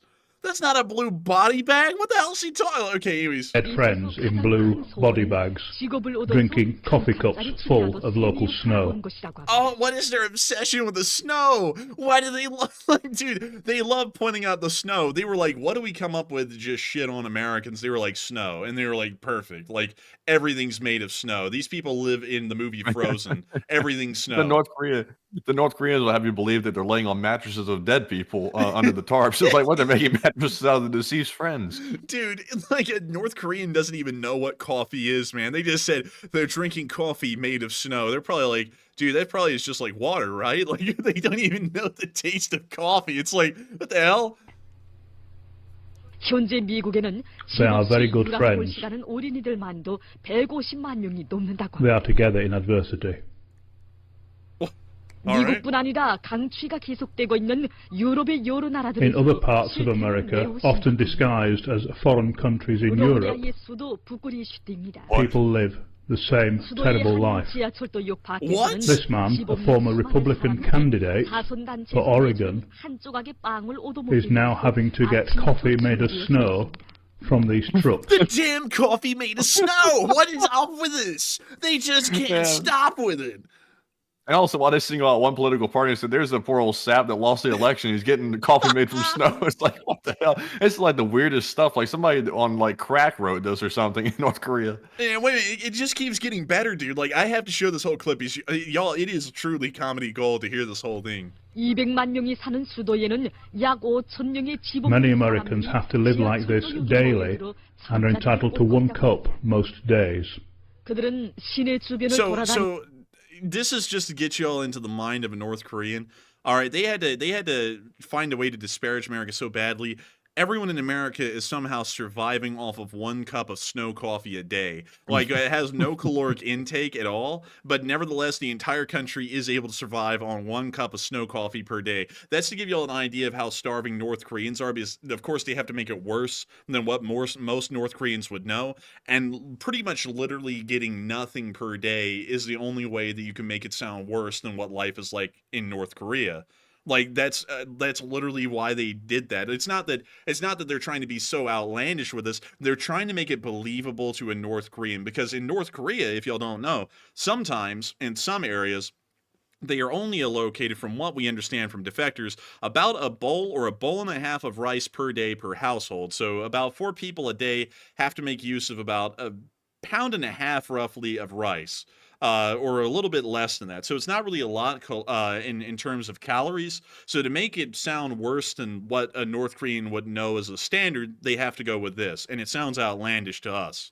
The weather is freezing, but the hot snow tastes nice. That man's taking the blankets while they're looking. That sounded like an ad lib or something like that. Like, it was just a side note. Like, like, he went off script for that one. He said, and also that man's taking blankets over there, just to warn you real quickly. Dude, he's gonna say, shouldn't you call the police? Something like that.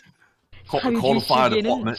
Call the fire They brigade. are very grateful to their government for these handouts. 로마니아에서는 겨울 동안에만 Yummy. 약 300명의 사람들이 추위와 굶주림, 그로 인한 각종 질병으로 목숨을 잃는다. They enjoy it immensely. 마자르에서도 집 없는 Meantime, 사람들이 in the major offices, factories and railway stations, people sit around under expensive adverts for Dell computers, drinking snow from plastic cups.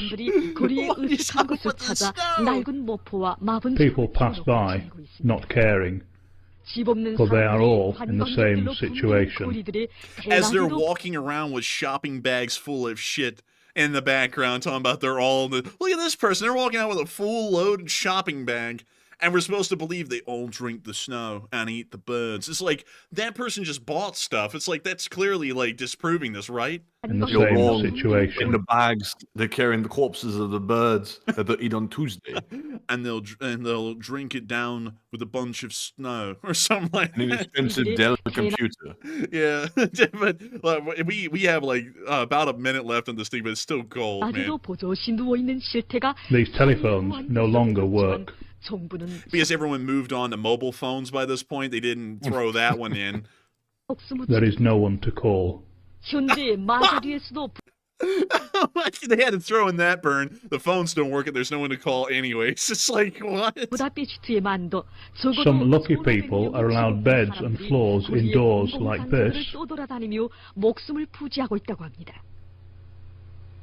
This is how they live in modern-day America. Huddled together, the poor, the cold, the lonely, and the homosexual. It's just a random shot at them. It's like, what? It's like, Man, they're real lonely. They're in a place with literally like hundreds of people. They're so lonely. There's not a soul nearby. Also, I like how they make it sound, Matthew. Like, they said that American houses are shoddily built, which suggests that some Americans do have houses. And then later on, at this point in the propaganda clip, they just say that no Americans have no houses, and some of them might sleep on a bunk, but most of them just live outside like animals or something. Like, it's like, And also, the phones have been disconnected because there's no one to call, because only 100 people remain and 6 birds.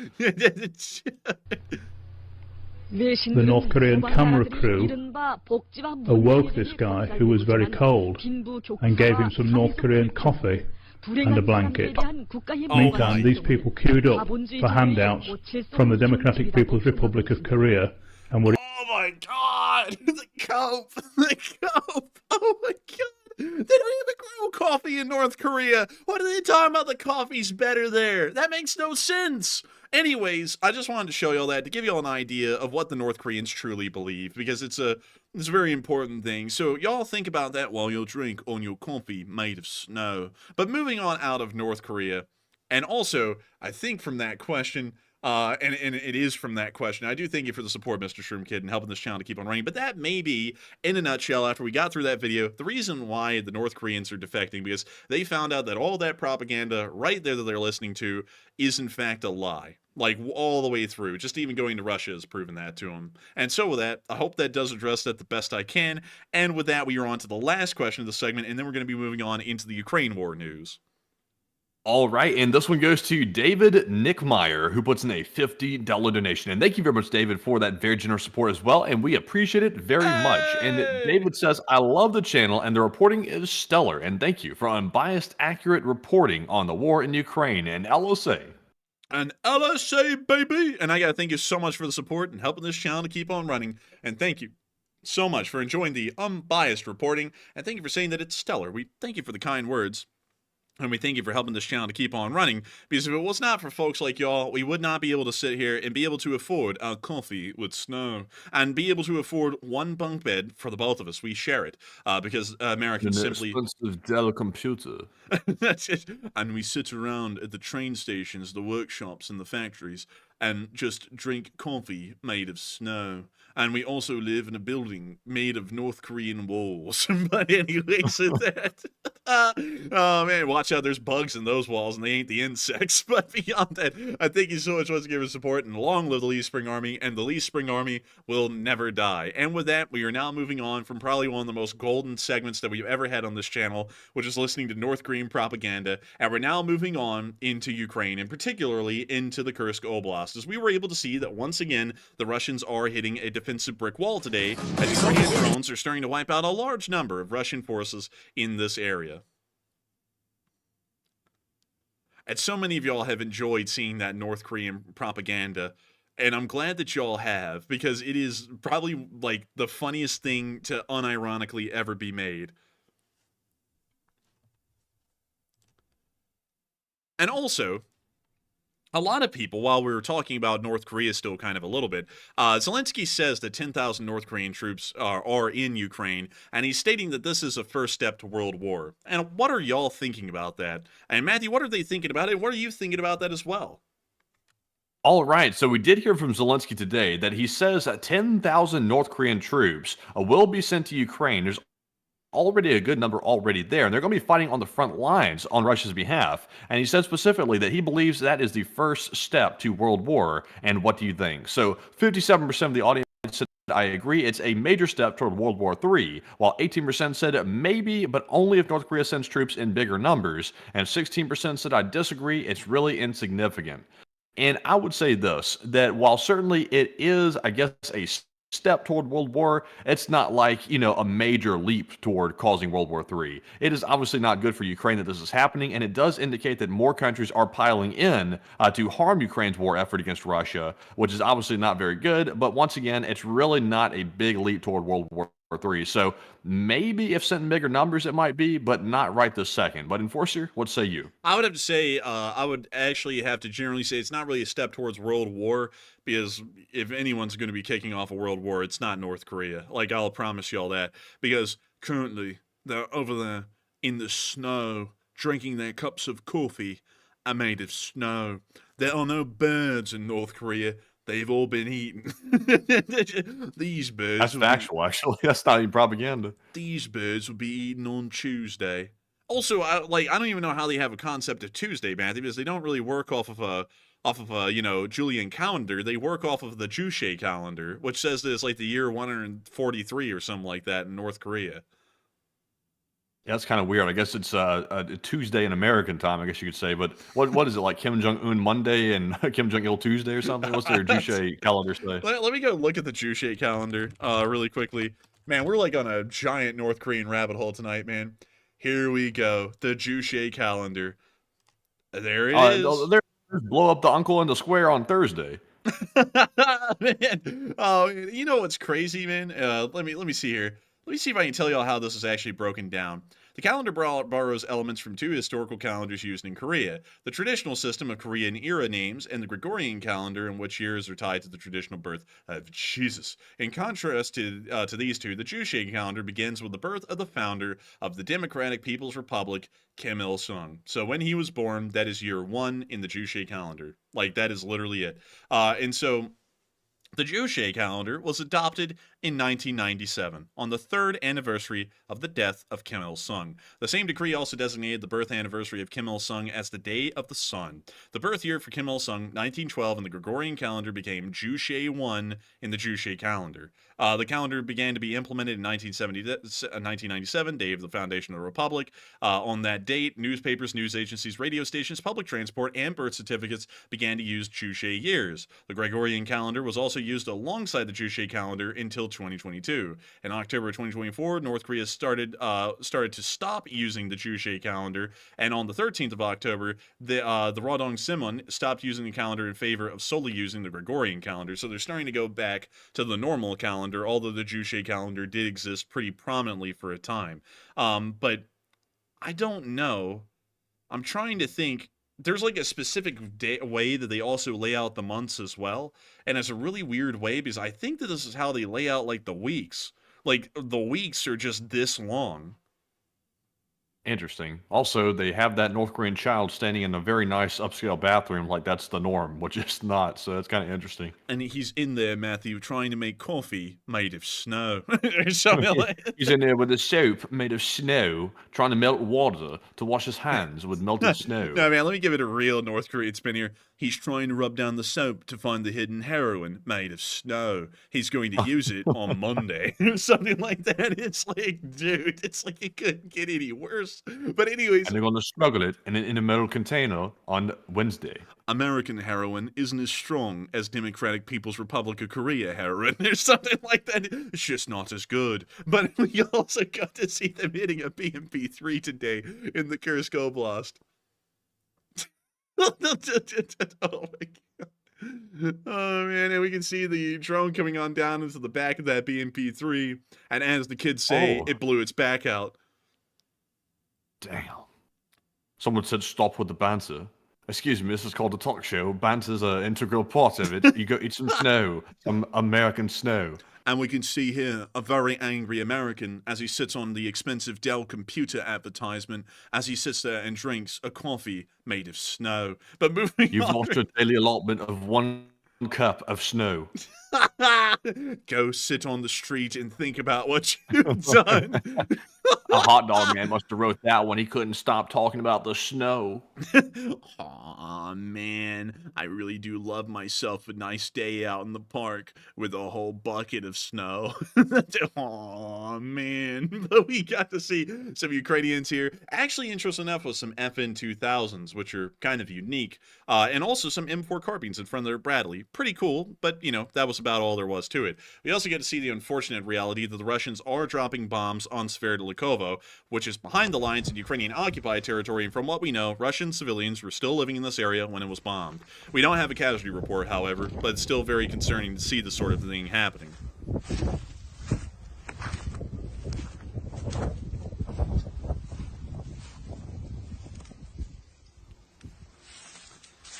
And we can see him looking around the destroyed village as the local villagers try to drink water made of snow. In America, a delicacy is the snow cake, where they gather up a bunch of snow and then eat it. Also, can you enlarge the video a little bit more? Oh, never mind, it's about to end. Man, you always want them enlarged. We saw a little piece, man. We saw a little piece. But anyways, that is the end of that little clip right there. And meanwhile, over Kyiv, we got to see the air defense in action overnight. We believe that this is a Gepard. And it was pretty cool. Мені страшно.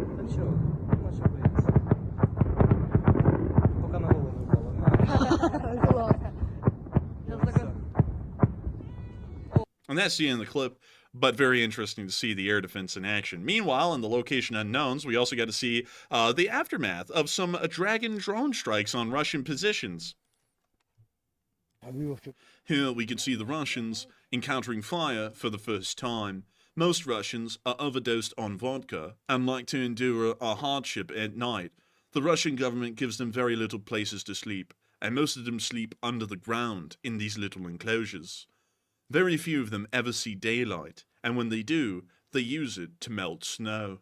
Man, you can just do that crap all night long. Just come up with the most outlandish stuff on people and, like, just random clips. This right here is their friend. The Russian government turned him into steel and then ripped him to shreds. Or something like that. But anyways. And then turned them to snow. Yeah, and then turned them into snow to drink. They will kill Alexei on Monday. Moving on from that. Hey, Mike Tyson, he said, you messing with my pigeons? Man, you ain't messing with my pigeons, man. I feed Fiji water, and that meant not made of snow. Man, Mike Tyson be like, I'm not feeding my pigeons snow water. I'm feeding them Fiji water. The only thing the North Koreans would probably like annotate the propaganda to be like, the only water that isn't made of snow is Mike Tyson's water, and it's wasted on pigeons or something like that. They would come up with some stupid like diss like that. But we can see here more Ukrainians in training, using some M4 carbines, which is pretty cool, and also driving around in Humvees. Pretty neat overall. But moving on from that and into our next clip, we also get to see a brand new electronic warfare system made for the Russians out of beer cans. And I'm not joking, this isn't like a propaganda twist, it's literally beer cans. You can see it right there. There's the labels of the beer can and the nutritional contents on it, and they cut it up and they shaped it properly to try and work as an electronic warfare antenna. Непонятно. Pretty wild. Like, it's literally a beer Антенна can. 400-500 тоже. Видно, вон маркер, как антенны вырезаны. Хотя каждый миллиметр играет роль при диапазоне. Антенна 5,8 текстолитовая, поэтому 2,4 тоже текстолит. 2,4 тоже. Такой себе. Отправлять. Нам такое не надо. They don't like it. The Russians actually filmed that, and they don't like it. But moving on from that, we also get to see the Russian casualty report as well, and the losses were high. Oh! Oh my god, man. 5 Bobcats. That is crazy, man. I love to see it. Man, it is beautiful. And 1,420 Russian soldiers were wounded and killed over the past 24 hours, along with 33 APCs, 83 supply trucks, 17 main battle tanks, 51 artillery pieces, 54 drones, 1 MLRS, and 5 Bobcat skid steers. And overall, it looks like it's doing pretty okay. They're not doing that bad, and on the front lines, they certainly are not doing that bad. As we got to see the Ukrainians kind of, destroying a little flamethrower, a toss, in Kharkiv. Check this one out. And we can see here, the toss. And here's what the Russians use to melt the snow that their people eat. The Ukrainians will blow this up on Thursday. And they are dropping bomblets on this thing just over and over. Ivan and his men... And there is the only source of heat in Russia is the bomblets dropped by Ukraine. They use these to also shower with the shrapnel or something like that. But and then they watch the videos on the expensive Dell computers. It's like, do North Koreans even know what the hell Dell is? Like, I don't even think they know what a computer is. Like, they're like, Dell? What is that? Like, it's like, what is Dell? But anyways, moving on from that, we did get to see the work of the 36th Marine Brigade in the area as well. Раночок добрий. Армія ТБ їде на позиції впівішників підрозділу Грифон 501-го окремого батальйону морської піхоти 36-ї бригади. Прямуємо за хлопцями і будемо всіх бомбити в Курській області. Oh, we're going to have to mute that. There's some music there. Now we got to mute the whole clip. Sorry, everyone. But we see them wandering around in the woods. Very carefully, very carefully. We now see them talking to the camera. Talking about what they're about to be doing here.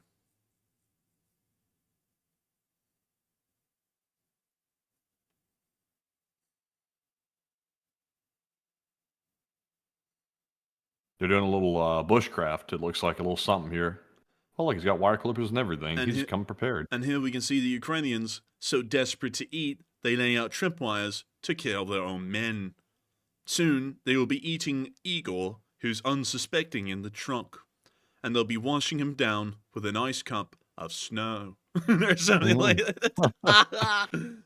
It's crazy they're obsessing about snow, and it's like, obviously snow is cold and that coffee's hot. Are they aware that coffee is a hot drink? I don't think they are. I don't think they are because I don't think they have coffee in North Korea. Do they have coffee in North Korea? Coffee in North Korea.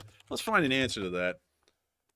Is there a coffee culture in North Korea? Coffee doesn't come cheap in North Korea. Let's see. Yeah, give your firstborn child for that coffee.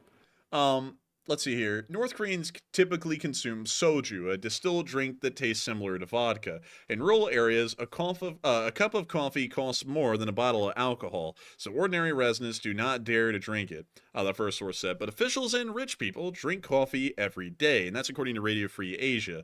Do they drink coffee in Korea? In South Korea, they drink plenty of coffee, but is coffee not allowed in North Korea? Authorities may seize any material that they deem to be a certain kind of graphic, political, or intended for religious proselytizing. If you plan to... okay, that's not about coffee. So in other words, they don't want their people caffeinated. They want them drunk. Yeah, I guess so. Also, Matthew, I didn't know this. This is just a random one that Google threw up for me. It's like one of those people also ask. Apparently, people ask, and I just want to make this very clear. Well, I'm not going to read this one because I know that we have folks here that are a little bit on the younger side, so I don't want to bring up that topic. But apparently, Matthew, certain kinds of actually all kinds of contraceptives are banned in North Korea and are subject to severe punishment if you're ever found with one for some reason. Huh, that's kind of weird. That's actually the opposite of what I would have expected. Yeah, I know, right? Like I was thinking that would be opposite too. Let's see. What the hell is that? I'm gonna have to show you this in a minute, man. I just found on the same topic. No. It's something else. It's about North Korean cuisine. Oh, I didn't know they had any. They do, and I don't think you'd want to eat it, man. Honestly, it looks gross. It's really gross, actually. What the hell? Okay, well, I'm gonna have to show you all this stuff. I don't know what the hell any of this is, but it's hideous looking. What the hell? Bro, it gets worse. It gets worse. I don't even know how. Oh my god, I'm gonna have to show you all this. All right. Anyways, y'all can see what the 36th Marine Brigade's doing, right? Like, y'all know what they're doing, and they're doing great work. We're going to have to skip ahead really quickly for me to show y'all North Korean food, because I've never looked at it in detail, and they actually have picture examples here of North Korean food, and it looks like parasites in water. Like, ew. Oh, that's actually, that's normal right there. I don't know what that dish is called. It says cold noodle dish, but this is actually living more high-end than, even I've seen them. Like, they usually eat, some, like you said, a little bit of rice, maybe with a little, seasoning thing put on it or something like that, and that's about it. So they have this This is high-end food right here. This stuff right here is not what the average people are eating. No, it's not. But this, ew. Oh, my God, man. It looks like a mound of worms. I think it might be. This is rangmyeon, served at Okryugwan restaurant in Pyongyang. This is what they served at tourists. Imagine what the actual people there are eating. And you're not going to reject the food as a tourist. You're going to eat the bowl.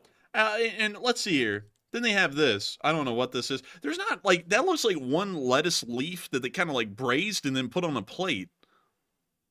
Yeah, and also, what is that other junk all around? It's like a little bit of maybe okra or something up there up front, and a little bit of seasoning, and a little bit of snow. and they also have coffee to drink with the snow. And then they have this. I'm going to be honest with y'all, though. The bottom, this. I don't know what the hell these are. These look like rabbit pellets, man. Like what you feed to, animals. Yeah, I don't know about that stuff right there. That stuff is like bird feed. It is made with glutinous rice flour. It is a deep-fried rice puff with a hollow inside, coated with honey, followed by nutty beans, nuts, seeds, pollen, or pollen? What the hell? What the hell? Dude. It looks kind of good, though. It's the only thing actually is kind of good. These are from South Korea. These are the North Korean versions of that thing. That's just bird food. And they use it to eat with the snow. It's like, man. That's just one of those pigeons that was slaughtered on Tuesday. Gelatinous gravy mass, another North Korean delicacy. That's unseasoned, too. They hadn't even put a season on that damn thing yet. Man, what the hell is up with this Klingon name, man? Oh, this is... it's It's like... It doesn't sound appetizing. What the hell? This is literal parasites. I don't know what that is. Oh my god. That's terrible looking right there. It's green. Yak Pop? Dude, this is... I don't know what that is. Like, it looks like a Nutri-Grain bar, but worse. Like, it's yellow. Like, it's like an unappeasing yellow. Like, it's not like a normal looking kind of like a thing. Let's see, what else? Oh my god! They serve raw meat? Dude, you're begging for typhoid, man. Like, it's like, give me the typhoid now. Like, I want it in my bloodstream, and I also want these clear little tapeworms in my gut now. It's a good diet. Like, this is hideous, dude. Hideous stuff. And also, man, according to this is a North Korean propaganda poster, and I'd assume that this is correct. And the translation at the bottom says, breed more rabbits and let our soldiers enjoy plentiful food. Matthew went dead there. I don't know what's up with Discord, but hey, it is what it is, I suppose. But moving on from that, and on into the next clip, a little bit further down the line, and in Kupiansk, we were also able to see that a Russian attack got hit really badly today by the Ukrainians. And we're going to be muting that, but we can see them already getting slammed in the attack. We can see them firing as they continue to advance. Also, we only have snow for Discord. I'm telling you, man, I'm about to have to go and start deleting Discord and get something new to enjoy with my snow. And I guess Matthew's gone again. Jeez. Oh my god. The Discord thing is horrendous. I'm beginning to wonder if a lot of our problems are Discord related instead of Wi-Fi related. No, some of them were actually lag related. Like OBS would just tank, but... Wait a minute, did they just run into each other? Dude, did you see that? Look! Yeah, they probably ran into each other. Oh, wow, he's whipping around now. Did they see me? Oh, look at that, he's ramming everybody. And then the Russians shoot up on heroin. Or something like that. Only thing the Russians entertain themselves with is a nice shot of crocodile. And there's one of them, abandoned and burning. It's a T-72B3.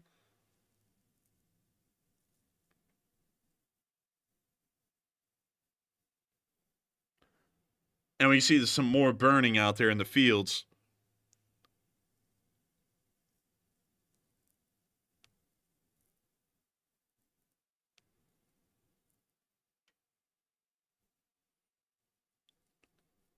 And we see another Russian vehicle getting hit in the distance. We can now see a view from an FPV drone, a Ukrainian one, as it's coming on in and slamming a Russian vehicle right there.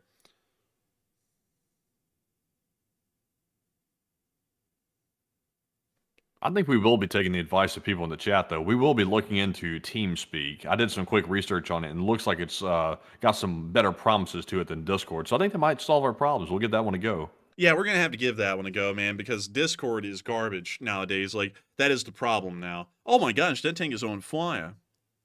And we can now see them posting their losses, as the Russians are only grateful to lose 50 a day. Yummy. But moving on from that and into our next little clip, a little bit further on down in the Kupiansk area, we also get to see the Russians are producing mannequins to try and distract Ukrainian drones with. They're somewhat convincing, actually. Like, if you saw them from a distance, you'd think that these might be people. And here comes another. The Russians make these to distract the Kadyrov from violating them on the front lines. The Russians then go off to enjoy a coffee made of snow. There's lots of snow in Russia. But moving on from that and down into the Seversk area, we also got to see a tank from the 54th Brigade down here as well. And isn't it cool looking? They even put a Ukrainian trident on the back of this thing. That is cool. I like that.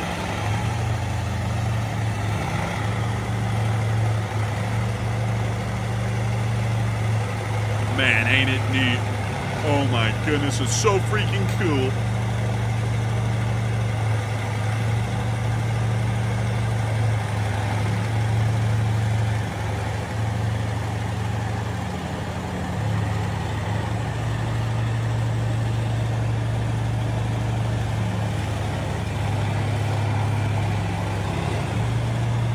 But that scene in that clip, it was just a neat one to see. Moving a little bit further on down and into Chasiv, we also got to see a Ukrainian drone attack being conducted down here.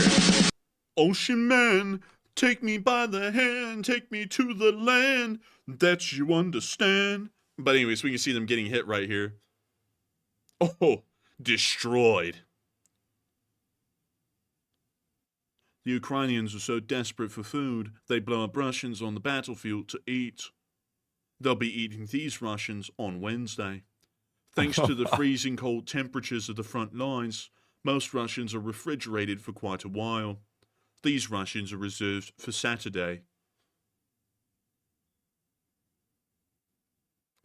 There's no birds in America, except for these on camera. These are the only ones that exist. Like,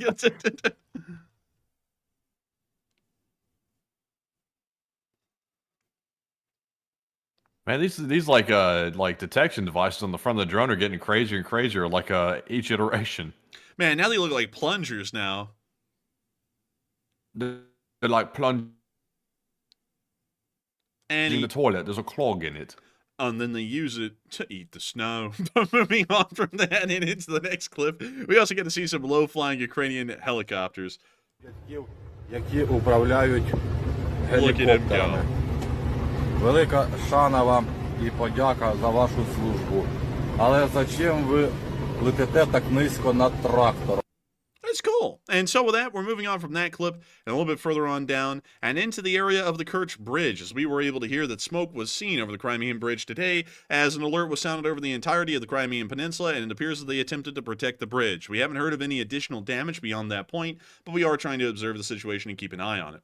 But without further ado, it's finally time for us to move into Kyiv to cover the speech from President Volodymyr Zelenskyy here on day 967 of the war. And so without further ado, oh my lord, come on, work with me here. Here is the speech.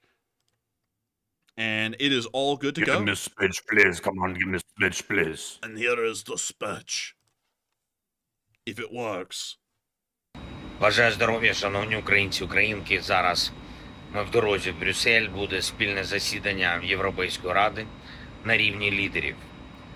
Я представлю план перемоги, наш інструмент примусу Росії до миру. Всі лідери Європи почують, як треба посилити наші позиції. Нам треба завершити цю війну справедливо. Я дякую Шарлю Мішелю, президенту Євроради, за запрошення для України взяти участь. Будуть також зустрічі в Європарламенті із президенткою Робертою Мецолою, із головами політичних груп в Європарламенті. Буде зустріч з Марком Рюте, генсеком НАТО. Також ми готуємось до засідання Ради України-НАТО на рівні міністрів оборони. Головне – більше захисту для України зараз, перед зимою. Вчора ввечері я говорив з президентом Байденом. Багато дуже питань. Вдячний за новий пакет підтримки. 425 мільйонів доларів обсяг. Це ППО, пріоритет особливий, зброя для наших воїнів. Ми обговорили також наступні наші пакети. Президент Байден дав мені слово, що в найближчий час пакети будуть реалізовані. Ми говорили про далекобійну зброю, говорили про Рамштайн, засідання за кілька тижнів. Також говорили про те, як наші команди працюватимуть за пунктами плану перемоги, те, що має нам допомогти і на фронті цими тижнями. І дуже очікуємо підтримку заради наших східних напрямків. План перемоги – це і про дипломатію, про мир завдяки силі, який має привести нас до справді результативного саміту миру. Зараз будуть дуже активні тижні в роботі з нашими партнерами. У нас з ними є сила для справедливого миру. Я хочу подякувати кожному і кожній, хто з Україною. Дякую президенту Байдену, обом партіям Конгресу, всім американцям. Дякую Євросоюзу, кожному лідеру Європи, кожній країні, які зберігають єдність заради України і тим самим заради себе і всієї Європи. Дякую всім нашим людям. Слава Україні! Ram Slava.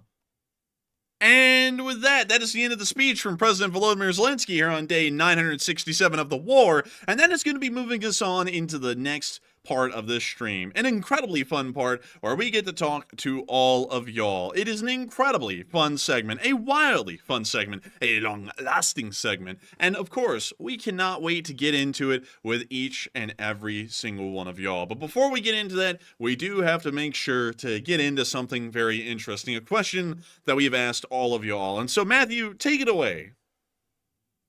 All right, so the lag has become horrendous on Discord, terribly so hopefully everybody can hear me right now. But anyways, jumping into our last poll of the stream, this one says Zelenskyy issues an ultimatum to the USA to get NATO membership or nuclear weapons. He's demanding one or the other, and what do you think of that ultimatum? So about 37% said Zelenskyy should not give an ultimatum to the United States. He is currently not in any position to do so, while 34% said give Ukraine that NATO membership, and 20% said give Ukraine nuclear weapons. So very interesting. And of course, I do see the argument people are making for giving Ukraine nuclear weapons, because of course the Budapest Memorandum, some argue, has been violated by the parties that signed it. Obviously Russia violated, that's pretty clear because they're the one who invaded, but also people are saying the US has not come to its aid good enough to qualify for the Budapest Memorandum. So honestly, for me, I would say that the U.S. has fulfilled it to an extent, because, of course, we have given aid to Ukraine in the form of military equipment,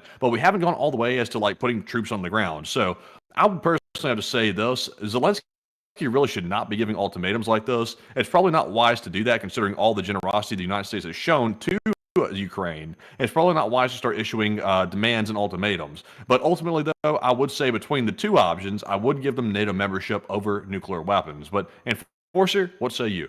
I would have to say really quickly, Matthew, I don't really think it's a Discord problem, because I'm looking at Discord right now and it says that the voice call is connected perfectly fine. Like there's no like lag or anything. And also I'm starting to hear like this whistling, this high-pitched whistle noise in your microphone. It might possibly be a microphone issue, maybe. Nah, it's not, man. It's a Discord issue. Discord's having problems according to the down detector. Yeah, but our call's connected fine. I'm looking at it right here, and it's looking fine to me. Man, I'm the tech man. Leave that to me. Okay, well, you want to say so. I mean, I don't know. But anyways, moving on from that, I will have to say that that didn't happen today with Zelenskyy saying they should be given nuclear weapons. He clarified that statement 2 hours later and said that he was not asking for nuclear weapons. He was saying that that was only one of the only other ways that it could happen, and it can happen that way. So I would say I'm unsure on that one, because from what I know, I think he came out and clarified that about 2 hours later. So with that, I hope that does address that fairly well, at least in my opinion. And with that, we are on to the next one.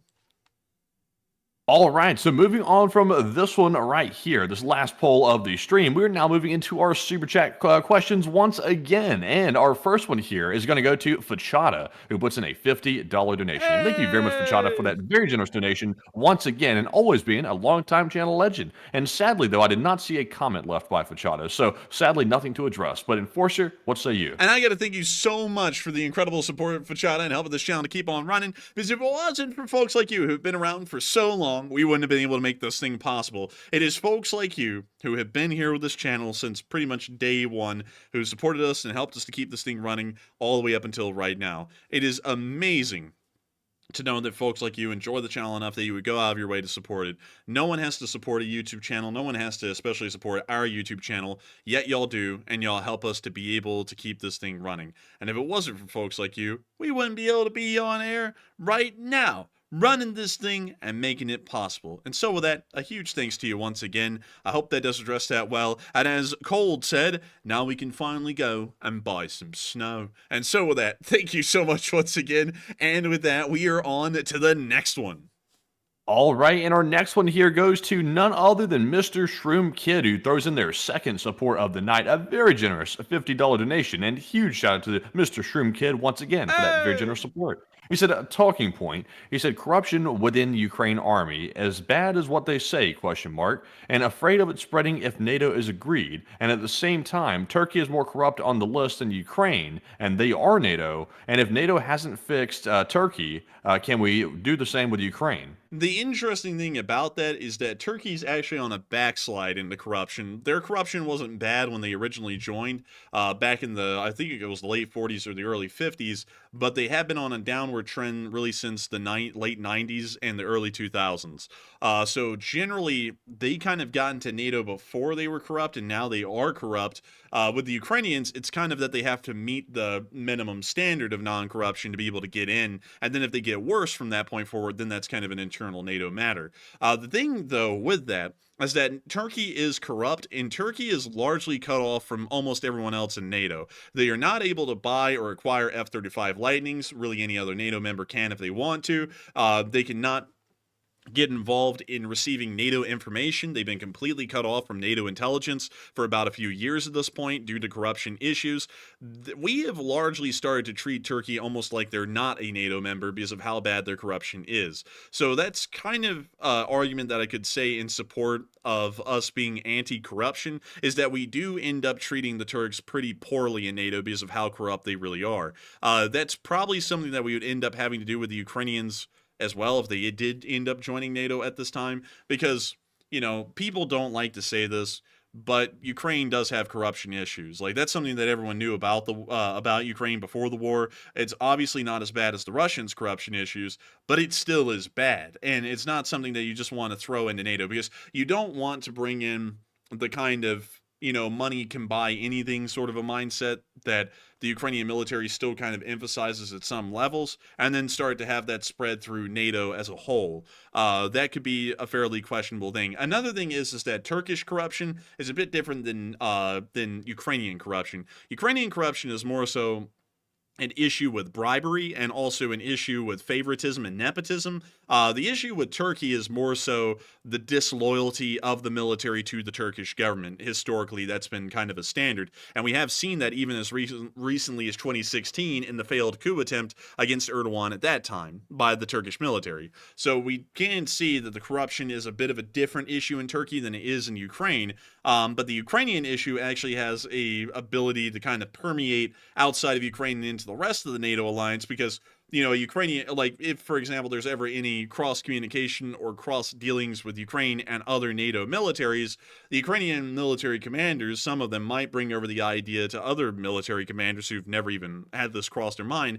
Maybe, you know, you could get a little bit of money under the table and no one has to know about it if you do these certain things. And then that could start to spread, and that would not be a good situation. Like, I know a lot of people want Ukraine to be in NATO, but if there are, like, and this isn't something that America has said alone, this is something that the entire NATO alliance said pretty much in unison. Ukraine is, at the moment, too corrupt to join NATO. Like, that wasn't something that was, like, really contentious or America said alone. Everyone said it. And if everyone said that at the same time, that is showing that there is some sort of a corruption issue that Ukraine has, that no one is really that happy with, thinking it's going to be pretty much in their alliance and their military is going to start working with that. So they kind of have to get up to the standard for everyone to want them in, because corruption is a horrendous thing. Like, corruption in America isn't that bad, but even at the levels it exists in America, it is not great. You see corruption at a decent amount of levels. You can see it with the kind of nepotism that some political figures conduct. You can see it with bribery. Like, you know, and this is something I think we can bring up pretty fairly here. The mayor of New York City, I believe, has just recently been indicted, if I'm correct, Matthew, with possible bribery by foreign agents from Turkey, if I'm correct. I don't want to misquote anything, because since we're talking about the guy potentially getting criminal charges, but there is some fishy business going on in New York involving the mayor, allegedly, with some Turkish connections. So that there has been an indictment, but I just don't recall the exact, like, indictment itself. Yeah, and to throw this out there, that is obviously corruption if that is true, and he's actually charged with that, and then he's found guilty. That is obviously pretty considerable amount of corruption right there. And it's all, and that's not even really as bad as it can get. Like, a lot of people don't know that. Like, for example, let's say corruption, let's just give the idea that a mayor comes into New York City and they're just like the most corrupt person ever. This is a pretty decent amount of corruption, but it's not as bad as it could get. So let me tell you all how bad the corruption really could get. So, a new mayor comes in, right? And the new mayor not only accepts bribes from a foreign country, he then also accepts bribes from local crime syndicates, organized crime syndicates within the area, to make sure that the entire police department does not investigate any crimes conducted by that crime syndicate, like a mafia. We then also see that they start to strip, along with the police chief, a large amount of the NYPD's budget and start to put that into their pockets. They also assign their friends or maybe even their family members into city governmental positions so that way they can receive up-boosted salaries, and not only that, sit on the city council to start even boosting up the income and salaries even further. They could try and use the police to start crushing local businesses that go against them, or maybe even pester or harass voters that may go against him. Those are the kinds of deals with corruption that could get incredibly bad. At that kind of an instance right there, we are talking about an incredibly severe level of corruption. And that's the kind of corruption in different ways that exist in Ukraine. Like, you know, just to put this out there, we are pro-Western and we support Ukraine, but let me list a couple of the things that we have seen that has ended up showing that there's those kinds of corruption levels in Ukraine. Y'all remember the Grenadier of Chernovitsky? Or Vinitsa, I forgot which town it was. I think it was actually down here in Chernovitsky, or some sort of a town around this area, like Ivano-Frankivsk. But y'all remember the Grenadier that went into that town hall meeting and pulled out a grenade and blew himself up in the town hall with him? That guy actually did that. Because he was a corrupt city council member, everyone tried to out him for his corruption because he was conducting nepotism, which is where you put a family member in positions so that way they can benefit due to your power and authority that you have. And he decided that he didn't like that people were going to try and screw with the corrupt dealings he was doing, and so he came in with a grenade and tried to blow up the entire city council. That's kind of one of the instances of corruption that we give. Another one where bribes are commonly accepted is with the Ukrainian border guards. The Ukrainian border guards are just known at this point to accept bribes of any kind. You can give a Ukrainian border guard $10,000 and you will be able to do literally anything you want. That's how loads of Ukrainian males that were fit for military service left the country, is that they gave a $10,000 bribe to some sort of a Ukrainian border guard and they were able to go wherever they wanted to, whether it's out of Ukraine or into Ukraine or wherever, and that's a bit of an issue. We've also seen that we've heard that some members of the Ukrainian military, and this has been seen, have also been accepting bribes in some instances by some local crime syndicates. And I'm not saying this stuff is like just random stuff to throw out. These are things that the SBU, which is the equivalent to the Ukrainian FBI or kind of the CIA at the same time, tracked down and ended up kind of having to arrest these people and put them down for this kind of stuff, this kind of corruption. So to just put that out there again, this is quite clearly a little bit of an issue, and it's something that Ukraine has to fix before they really get into NATO, because this could start to spread into other institutions and other NATO member countries. And so with that, I hope that does address that fairly well, or at least kind of lay it out there honestly, what we're kind of dealing with and why people are reluctant about that. But you know, still, I do see what you're saying though with the Turks being corrupt, but we also treat them like like they're corrupt. We don't treat them like a full-on trusted NATO member. That's pretty much the best way I think I can put it. But with that, I hope that does address that fairly well, at least the best I can. And with that, we are on to the next one. All right, so moving on to our next one here, we have a $20 support from none other than John Garner. And thank you very much, John, for that $20 support as always, and we appreciate it very much. And John says, hello, LSA, and sorry if I've been tardy lately, and I'm going through recovery and miss you. And thank you so much for the support. Now, we have missed you as well. And I got to say, John Garner, I hope things have been going good for you. And I hope the recovery is on the up and up. It's always a tough route to go through that sort of a deal. I've never been through it personally to a serious degree, but loads of people here have. And every single one of them says it's a little bit of an uphill battle. And I hope that things have been going well for you. And it's good to see that you're here tonight. And I hope that you've been enjoying the stream tonight as well. Hopefully, it's been taking your mind off things and helping you to pass the time. But I still thank you massively for being here, because if it wasn't for folks like you, we wouldn't be able to keep this channel running and keep this thing rolling, which is a really big thing. And also, considering that we hopefully are helping you to pass the time with a couple of good laughs, I actually found this while we were in the speech. The propaganda in North Korea Matthew, do you think this is worth a read? Probably so. I mean, I could summarize it myself if you'd like. I mean,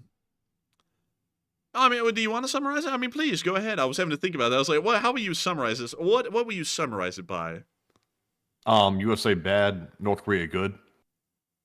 Yeah, but it probably is funnier the way they like it, like this. No one has the right to die before fulfilling his party duty. Ah, yes, the right to die. I forgot about that one. Yeah, the right to die, but not to die unless the party needs you to die. It's like that's a little interesting. Also, there's this picture right here. American soldiers were just known to take teeth. Whoa. Kind of a little interesting. Also, I like how this guy is smoking a cigarette and just kind of playfully washing back there. He's just having a fun time with it. And they're wearing the test dummy sticker all over their helmets and stuff like that. I forgot what unit this is. It's an actual, I think it's like a division patch or something. But for some reason, the North Koreans have an obsession with a specific U.S. Army division, which I think was involved in some frontline fighting. But let's see here. Let me see if I can find something else. Oh, man. Let's see. I gotta find. Oh, my Lord. Okay, here we go. This is a primary school poster showing all of the kids obliterating an American and blowing his brains. Like, it's like, dude, they don't really put it on the nose. This is really direct what they're doing. And also, I'm detecting some racism in this graphic as well, like with the depiction of the U.S. soldier. I'm detecting some racism. A little bit. You know the Koreans are like the North Koreans are actually like very racist. Like they're racist to anyone that isn't Korean. Like they like to let y'all know this, the North Koreans actually believe in the best way I could explain is like an ethno-state of a sort. They believe that Korean people are superior to every other person on the world, and everyone else is an inferior person. Like, it's almost like a fascist ideology like that. Because, you know, once again, like I've always said, once you get to the extremes of both ends, whether it be the far left or the far right, and you go all the way into communism or fascism, they almost meet at the same medium at the end. They almost say the exact same things. It's just kind of slightly different aesthetics that go with it. But they are pretty racist. Like, even the American defectors, man, that defected to North Korea, they refused to allow them to marry a North Korean woman because they said it would taint the Korean bloodline. So they had to go and kidnap, like, Indonesian women and stuff for them to have a wife. Like, no joke, they would actually do that. That's messed up. Although I'm not shocked that they're racist because, you know, they're obviously the Hermit Kingdom. They don't like to go outside the kingdom. Yeah, that's true. They don't. Or they're really not allowed to anyway, but I can see why they probably would think that. Yeah, that's true. You cut out there for a long time, man. I thought you'd stop talking, but yeah, they really are just they're bizarre. I mean, they're incredibly bizarre. But I wish I could find y'all more propaganda clips. And also, by the way, do y'all know that they were on TikTok? Like, the North Koreans got on TikTok and actually ran some TikTok accounts for a while. I didn't know that. Yeah, they're on a couple of places. And let me see here. Let's see here. Dang, I wish I could find it more. You know what? Let me go really quickly over here, just as a slight little itty bitty rabbit hole, because this is, I think, rabbit hole of the night is North Korean propaganda, North Korean anti-American propaganda. Oh, I'm praying that we can find it. Oh my goodness, please let us find it. Oh man, let's see. Oh my Lord, man. Okay, so we got this attack on Washington, D.C., if anyone wants to see that. Y'all want to see North Korea obliterating Washington, D.C.? Because, you know, I do. So let's check it out.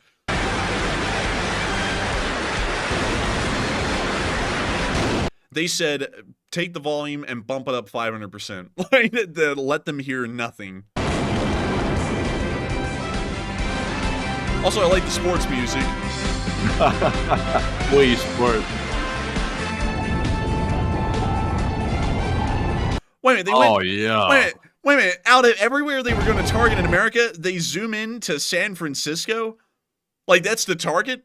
Like, I'm not going to obliterate San Francisco? Like, that's like the place? Like, I don't even think the North Koreans know where Washington, D.C. is, because they said they're attacking Washington, D.C., but they zoom in on San Francisco.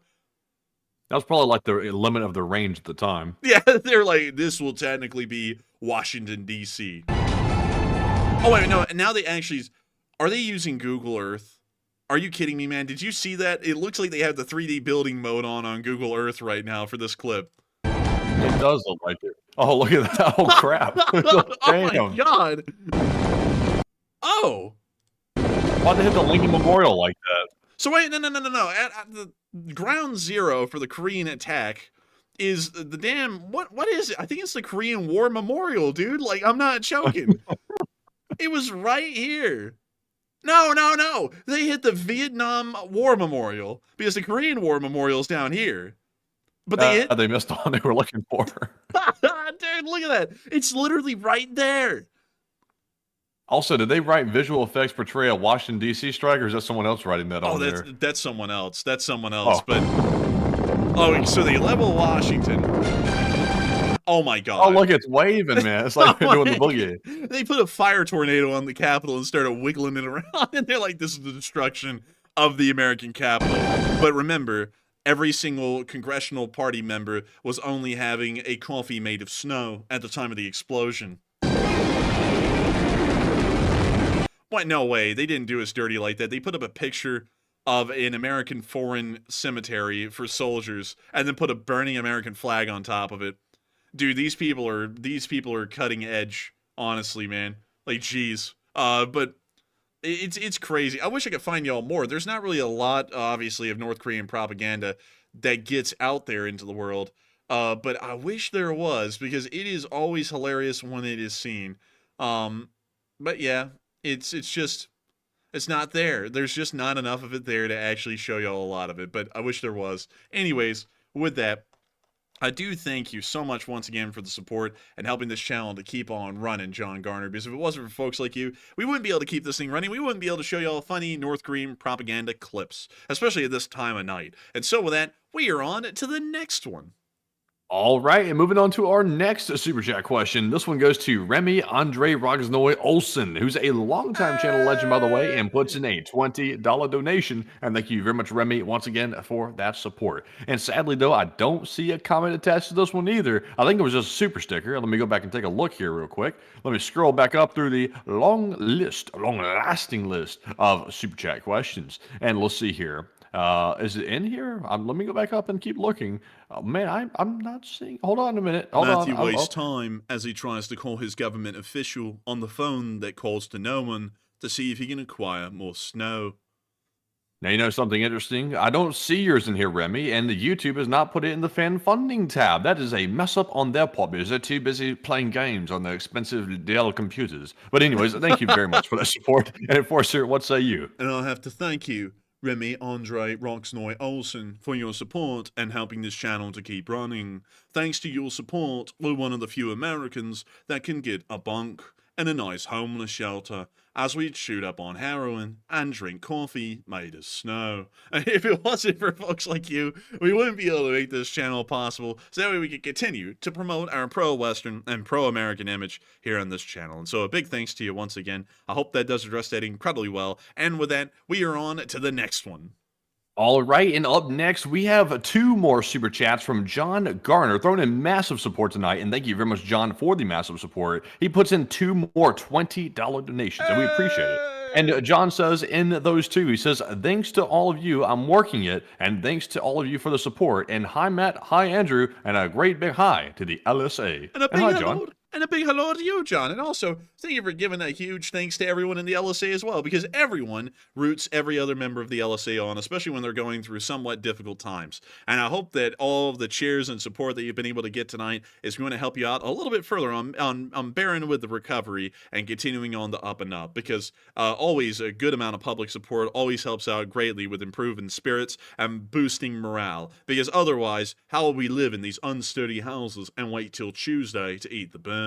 But still, with that, thank you so much once again. I hope that does address that incredibly well. And Matthew, I honestly think, man, one of the next merch runs we need to do is like have a picture of a crow on a shirt and then say "reserved for Tuesday" or something like that. I want to get like a picture of a coffee mug or something with like our logo on it and pack it full of snow and have like a Bunsen burner underneath it or something to say they packed it full of snow. The coffee made of snow. Man, you know what we need to do, man, on our Christmas address this year? We need to sit there and go, hello everyone, I'm the enforcer, and then take a sip and let me put down my coffee made of snow, and then go into like the Christmas address or something like that. Or you could dress up as the hot dog man and like fill up a mug full of like baking soda or something like that, and just go and like blow into it and like make it go over your face and say, "Oh yes, delicious." Dude, sit there and go, "Oh man, this is my kind of snow," or something like that. Oh man. Oh man. Sit there and go, That poor sap. sit there and go, "Ho ho ho, who's a big simp? Ho ho ho." There's like turn it into a song. Oh my lord. You know, man, we need to make a propaganda video like that on Hot Dog Man. Hot Dog Man runs a video and somehow loses subscribers. His subscribers are very appreciative for him shutting his mouth or something like that. And be like, And there's hot dog man on the sidewalk looking for the 6 pigeons because he's out of a job. no, better yet, Matthew, this one's good. He's run out of content ideas, except for an Enforcer hit piece. He'll be putting one out on Tuesday. That's or something like that. And now we can see Hot Dog Man has changed his sites from the Enforcers to another YouTube. It's that other one that whines and says it's not a pissing contest. I don't know. I don't even know why he has a problem with that guy in particular. Because it's like he kind of ran him off, like out of. Well, he ran everyone off because we didn't do anything to him either. He just started attacking us out of the blue because we didn't bring him on our show because he wanted to get on our show and drink snow. Like I don't know what's wrong with that guy, man, but he lost another 100 subs, and that's something worth celebrating today, because, once again, he's out looking for a job, and in America, there's not a lot of jobs. Soon, he'll be sitting in an expensive train station next to a advertisement for Dell computers, drinking a coffee made of snow. But me, They'll have an advertisement out like the North Korean propaganda agency saying, we're looking for a medium-aged hot dog man to star in our new propaganda film. Dude, no. And you sit on the side of the road and look decrepit. Listen, I'm not at all in support of North Korea. I condemn North Korea in the strongest, but I am going to be calling the North Korean consulate in New York City and telling them that there's someone up in the Twin Cities in Minnesota that they need to go and look at because he would make a perfect propaganda film. Like they would be like, this is the average life of an American citizen.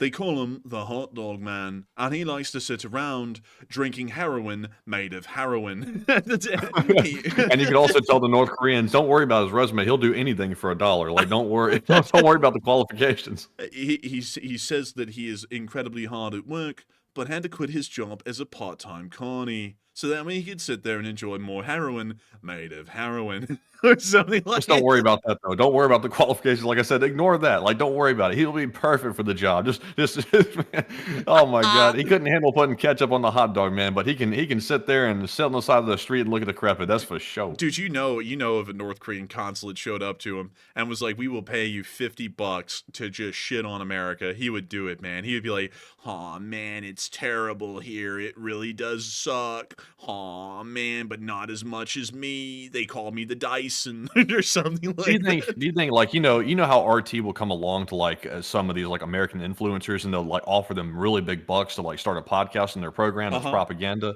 I think if RT came along and offered him a deal, like for example said, we'll give you like $100K if you'll come over here and like start a podcast on RT to like spew propaganda, I would guarantee you he would jump at that and take it in a second. You would never hear another word out of him again, probably about, oh, like long live Ukraine. He'd be like, he'd be saying whatever he wanted to say at this point. Yeah, because you know that stupid post he made, man. He's talking about he makes temporary connections with people because it aligns just for a moment, but he's getting ready to blast them in the background. Like that's like the sick mindset he works off of. Dude, he would take that money and he would immediately start saying whatever the Russians want him to say. You could put money on that, man. Like, money. And also, he's desperate for money at this point because no one's really paying him anymore. So, you know, he's over there, man. He's like, I would freaking kill to be able to afford this freaking expensive apartment bill. And I don't even know, like, Matthew, if I'm correct, Matthew, doesn't the apartment he's in, it's like costing like $3,000 a month for one person. Yeah, I don't know about what his apartment costs or nothing like that, but you know, typically apartments these days for a one bedroom's like hovering around 1,500, and then like a two bedroom's hovering around 2,000 and above. So it's definitely not cheap. Aw, man, and you know, oh, goodness gracious, man, goodness. But anyways, we're going to move on so that way I can take a sip of my coffee made of snow. You know, that's what we're going to call the cold brew, man, from here forward, is coffee made of snow. Like, that's what it's going to be every single time. And for some reason, though, Matthew, for some reason, with America being closer to the coffee-producing countries, our coffee is shittier than North Korea's, where they can't even grow potatoes, hardly. It's like, how does that make any sense? Man, they would love some of that fine Colombian coffee. I was about to say snow. Fine Peruvian blow. It's like, man. Dude, you know, the North Koreans, dude, if they ever... Also, man, I was just thinking about this. I wonder, you know what? We actually had to pull this up. Hang on. Let me... Yeah. Wait a minute. Fighting Finn said you can rent a 2-story house in Ohio for $800. What? Like, that might be in the hood, though, or something like that, because I don't even think in Ohio, and I know Ohio's got some rough things going on in certain parts of the state, but that sounds like unbelievable. One second, let me check this article and make sure it doesn't have any odd pictures in it. Okay, so it does not. So here we go. Illicit activities of North Korea. Because when I said he's shooting up with heroin made of heroin, it made me start thinking, do they do that in North Korea? Room 39. Maintain the foreign currency slush fund. It's like, yes, room 39. They just do that in room 39. But let's see here. Oh, here we go, Matthew. It is alleged that North Korea's illegal drug trade traces back to the 70s and includes the manufacturing, selling, and trafficking of illicit drugs, as well as counterfeit, otherwise legal pharmaceuticals. It began in Hamgyong and the Ryegong provinces, particularly in the village of Yanash, where he sanctioned the creation of an opium farm. Well, isn't he something? Like, isn't he a nice guy? And they're in everything else illicit, too. Like, they're in the prostitution, all that bad stuff. They've got it all going. Reports of methamphetamine, known as the ice drug, once again going with the whole snow thing in North Korea, used in the country, surfaced in the late 1990s. So apparently, oh my goodness, Matthew, there are backwoods North Koreans jacked up on meth. Like, it's a thing. Like, I didn't know that, but apparently that's a thing. That's crazy. How can they afford that? I don't think they afford it. I think they make it. I think they make this stuff on their own. They're using the supply. They're using it. Let's see. With what? Dude. They're like huge into meth. Like, China admitted there's a massive drug problem on the border because it just keeps on flowing in from North Korea. That's crazy. I'm sure China lets them in a little bit. They're probably wanting them to make a little bit of money, so they don't have to give them money. Oh my, dude, that's all they do. That's all they do. It's like all meth. I can't believe that. 500,000 tablets of Captagon. What the hell is Captagon? I've never even heard of that one. That's a Turkey one. Let's see. Oh, look at that! There's Captagon. So it's a compound. It's like a variant of meth. Like it's literally just a variant of meth. So listen, y'all. The southeast of the United States will never be known for meth anymore. North Korea is the meth king. Like that is what it is at this point. But let's see. Drug trafficking operations by diplomats. Wait a minute, the diplomats were smuggling drugs?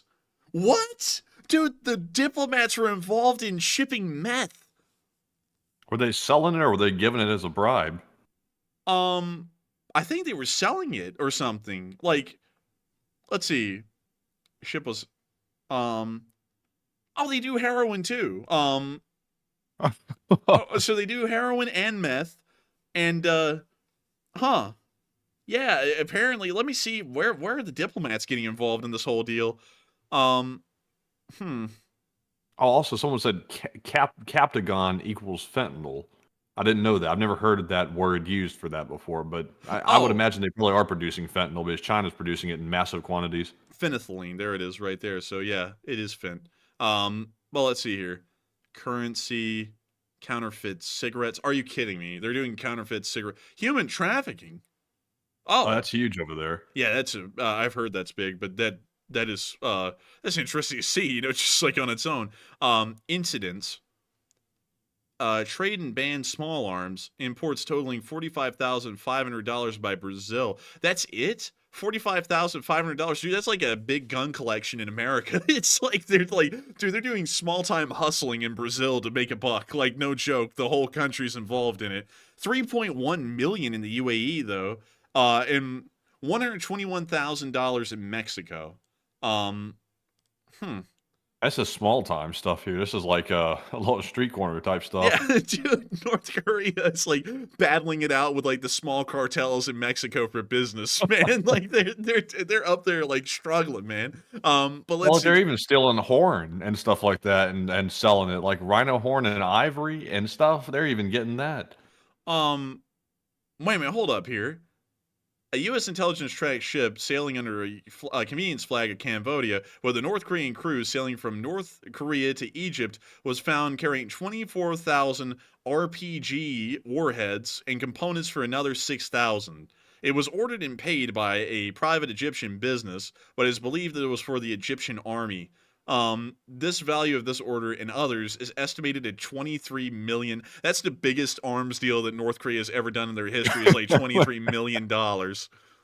Man, that was a breakthrough contract for them. This was a big day. Bro, A big kickback. Bro, you know, Kim Jong-un was thinking at that point of getting on TikTok and doing that. You want to be an ultra Chad alpha male, you need to get into arms dealing with Egypt. I did a $23 million arms deal with the Egyptians. Oh my God, dude. You know, like those cringy, rich, like fake rich influencers on there. It's like, you're not real if you ain't got a rollie. Yeah, dude. You know, Kim Jong-un was probably doing that, man. He was probably sit there like, you ain't a real trap shit if you don't have light up Skechers. Something like that. He's like, oh my Lord. Oh goodness, dude. And then they do a little bit of hacking on the side. Let's see. The UN panel of experts on North Korea released a report stating that $2 billion were raised through cyber criminal operations. This is maybe the most successful money-making venture they've ever done, is cyber hacking. Let's see here. But yeah, that's interesting. I didn't know that apparently North Korea is big on meth. I didn't know that until now. That's news. But anyways, I hope that you all have enjoyed this rabbit hole. This is probably one of the weirdest ones I've ever done. But North Korea is one hell of an interesting country the more I find out about them. Wait a minute, hang on. What are we about to find out here, Matthew, about the Communist Party of Korea? I bet you it's going to be something bizarre. Kim Jong-un, the Juche. We already know about the Juche. Let's see. Hang on, I want to find something interesting here. Let's see. Is seen as the material basis of Chaju. Okay. What the hell is Chaju? Sounds a little bit odd. Let's see. As interpreted by, yielding to foreign pressure or intervention would violate Chaju and threaten the country's ability to defend its sovereignty. Okay, so this is kind of the whole autarky thing. Chaju is the autarky thing in Juche, for the North Koreans. So, interesting. Where's the part? Oh yeah, look, here we go. The allegations of xenophobia and racism that we were just talking about a little while ago. And it is big in North Korea. It's incredibly big. Oh, there's the Songbun! Dude, if y'all thought I was lying about the Songbun, there it is right there. There's their little social caste system. And it actually explains it in a very short thing right there. But anyways, if you want to know more, here's the Songbun. And there you go, the core, the wavering, and the hostile. I've already told you all about this, but it is a thing, which is pretty cool. It's kind of crazy. But anyways, with that, I hope that does address that fairly well. That's probably a big enough rabbit hole on the Koreans. But anyways, with that, we are on to the next one. And a big thanks to you once again, John Garner, for the massive support and helping this channel to keep on running and allowing us to go on into very interesting North Korean rabbit holes. And with that, we are on to the next one. And this one goes to Philip Lamble, who puts in a $20 donation. And thank you very much, Philip, as well, for that support. He said, what will the USA do if the North enters the South? Let's see. What will the USA do if the North enters the South? We actually have a defensive pact with South Korea, so we would defend them with every measure that we could. So we would get involved in the war, and we would be directly a member of it at that point. So that would be the kind of instance we would be in. We're not just going to let them stay high and dry and fight it on their own. We are 100% committed to South Korea. And South Korea is also industrially and economically incredibly important to the West, so it's not a country that we would just give up and walk off from. So with that, I hope that does address that the best I can, and thank you so much once again for supporting and helping this channel to keep on running. And also, by the way, just a big shout out, we have just hit 289,000 subscribers. That's what I'm talking about. Let's go, baby! And it's wonderful to see. Beautiful, even. Beautiful. Why'd you stop playing that beautiful music? But with that, thank you so much once again, everyone, for subscribing. And we're on to the next one. And our next one here goes to Lord Lathos LSA, who puts in a $20 donation, and huge shout out to Lord Lathos as well for that support. They said China backs North Korea to attack South Korea. USA responds in force. And with USA distracted, China launches invasion on either Taiwan or the Philippines. And the USA would now be fighting in 2 areas, encouraging the Middle East to not play nice. And thoughts? That's an interesting idea, Lord Lathos, but as far as the situation in the Koreas would be concerned, we actually would have that situation under control, even if North Korea and China both acted at the same time, because Taiwan, at least initially, is an air and naval war, which is actually very easy for the United States to fight, because while China technically does have the largest navy in the world right now, most of that navy is made up of motor torpedo boats, which don't really count for anything in a modern war.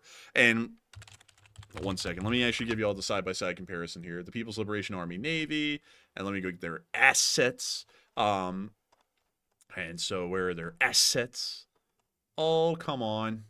Oh, come on. Like, you gotta be kidding me here. Okay, so here we go. List of ships. List of U.S. Navy ships. There we go. U.S. Navy ships. There we go. Current ships of the U.S. Navy. So let me give you a little side-by-side comparison here, because this is a very important thing to talk about as far as naval warfare is concerned. It's a lot more different than it was back in the day. You know, technology's advanced rapidly, so things are fought in a very different sort of a measure. But nevertheless, this is the People's Liberation Army Navy. So to give you all a list of the active ships, here they all are. Now, I'm not going to go through each class and tell you all about their firepower. We're just going to break this down to the most important things. They have 2 active aircraft carriers at the moment, 3 LHDs. They have 8 amphibious transport docks, or kind of like landing ships is the best way to put them. They have 36 landing ship tanks, which are kind of like smaller landing ships. They have 36 medium landing ships. They have 7 ballistic missile submarines, 9 nuclear attack submarines, 45 conventional attack submarines, which are diesel electrics. They have 50 destroyers. They have 47 frigates, 72 corvettes, and then 107 missile boats. This is compared to the U.S. Navy. And let me see if I can get y'all just the overall rundown. As y'all can see, it's a pretty extensive list. A pretty extensive one. Really extensive. Really extensive. It's really, really long. And I wish I could just get y'all the breakdown here. So here we go. So, the amount of commissioned ships in the U.S. Navy is 236. Compared to China's, let's see, excluding the auxiliaries, they have about the same number as well. It's just a little bit higher. But beyond that, this is the 236 ships we have. We have 11 aircraft carriers compared to Chinese 2. We have 9 amphibious assault ships, or 9 LHDs. They only have 3. So as far as combat air power at sea goes, we are going to be outnumbering them any day of the week. Even if they were able to levy all of their aircraft carriers, we could still just outnumber them with just 3 alone. And, well, really just 1 aircraft carrier from the U.S. would be able to outnumber the 2 active aircraft carriers from China, and maybe even some land-based air assets as well. We also have a decent amount of amphibious transport docks, more than they do. We also have amphibious command ships, which is something that the Chinese do not have. They do not have any of these. We do. This helps out a lot with streamlining the chain of command at sea, so this is a really big deal. And also it helps out with controlling assets on land and amphibious landings as well. We have 51 attack submarines. We have 14 ballistic missile submarines. We have 1 classic frigate, which is the USS Constitution, which doesn't really matter. We have 9 cruisers out of 18 total. We also have 75 destroyers. But most importantly, one thing y'all will notice is that our Navy isn't exorbitantly filled up with missile boats. Like most of the Chinese Navy is missile boats. When you cut out the number, they have 270 vessels. 107 of those 270 are missile boats. And when you remove those, their navy is only about half the size of ours in a blue water kind of a posturing. So going off of that, we are in a very good position compared to the Chinese for a naval war. And that's what Taiwan would be. And also it would be an air war as well, and due to the massive air arm of the U.S. Navy, we're also going to be excelling at that as well. So we would be able to deal with Taiwan on its own, while North Korea would largely be a land war, which requires a whole different stream of assets and equipment, largely the U.S. Air Force and the U.S. Army, and that means that the Navy and the Marines could be dealing with the situation at Taiwan, and the Army and the Air Force could be dealing with what's going on in South Korea. So we could deal with both of them at the same time, and we even would still have assets to spare for the Middle East. And while we wouldn't really be fully involved in the Middle East at that point, because we'd probably be stretched a little bit over in the East Asian area, we still could support Israel enough and then give them the green light to be as aggressive as possible on Iran, because Iran is largely a pushover militarily, so it wouldn't really take that much to deal with them. So with that, I hope that does address that fairly well, and I thank you so much once again for support and helping this channel to keep on running, because if it was not for folks like you, we wouldn't be able to make this thing possible. Also, one more thing before I move on, I do want to show y'all what a torpedo boat is, so that we all know, because, you know, me just saying they're weak, do y'all really believe me when I say they're weak? I don't know, but I will show y'all a little motor torpedo boat, just to give y'all an idea. So let's see, amphibious warfare, so let's keep going. Minor submarine class, mine warfare vessels, auxiliaries. You say mine warfare vessels? Yeah, they're like minesweepers pretty much. You know, they go through and like clear out, you know, naval mines and stuff. But I'm trying to see if I can find these little motor torpedo boat things. I'd be dipped, man. They're making it hard to find these. Did I pass them? A motor torpedo boat? You mean like a submarine? No. They're little boats just that carry torpedoes. Like, that's their whole job. And I'm trying to find them here. I'd be damned. Like, they're going to make that impossible to find? Like, they have everything but that, right? Like, okay, so here's the submarines again. Let me start from the top here, and let me just go back down again, because I missed them somewhere. Surface ships. So they have the aircraft carriers, the destroyers. So these are all their destroyers, and then they have the frigates. And so it's going by class, so it should be these that are next. And these are corvettes, so these still aren't it. So that means the next one down ought to be... Here we go. So this... actually, I'll try and get... So these are all largely the same. But these are the little torpedo boats, or the missile boats as they're called.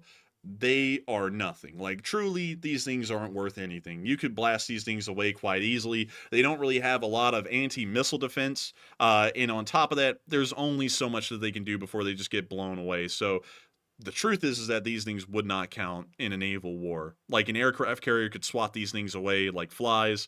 Really, any surface vessel could swat a good amount of these things away like flies before they actually cause any damage to a U.S. surface fleet.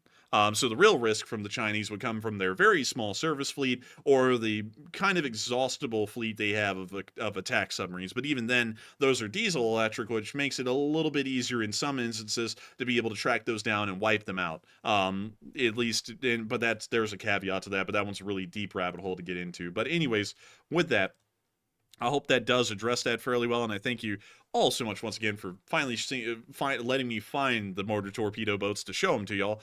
But with that, we are on to the next one.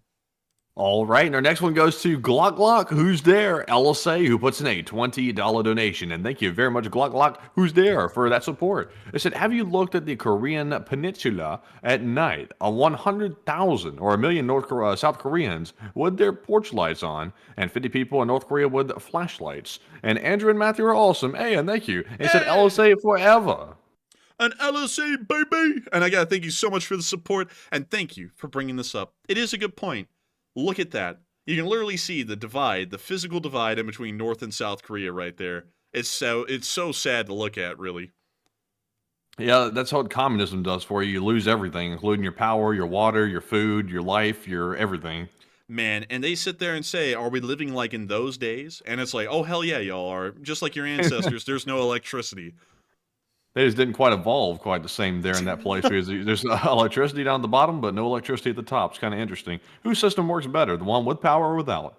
I would say the one without power works better because they have the power of communism and friendship. That one light on in North Korea is Kim Jong-un's fat ass in that thing eating a Twinkie. Man, that's them giving him his regular colonoscopy check up there in Pyongyang. They're like, dude, get out of spotlight, like, or something like that. That's what that is. But look at that, man. That is, like, this is a picture from the ISS right here. That is so crazy. Like, China is lit up like a Christmas tree, South Korea is lit up like a Christmas tree, and North Korea is just pretty much completely blank. It's really crazy when you think about it. It's just like the place is just like totally devoid of any of the power whatsoever. It's like whatever they've got, they're just sending it right to Pyongyang for the propaganda, and that's literally one dot on the map. Yeah, and it's just Pyongyang, and that's it. There's almost no electricity anywhere else. And also that gives you an idea of what the industrial base of North Korea looks like. Because it's got to be pretty bad. I mean, most modern industry, really any industrialized modern industry, runs on electricity for the large part. And the fact that they have almost none, they have a very small industrial base in North Korea to work with for war industry. South Korea would actually be pretty well off, most likely. So, you know, that's kind of an interesting thing of its own.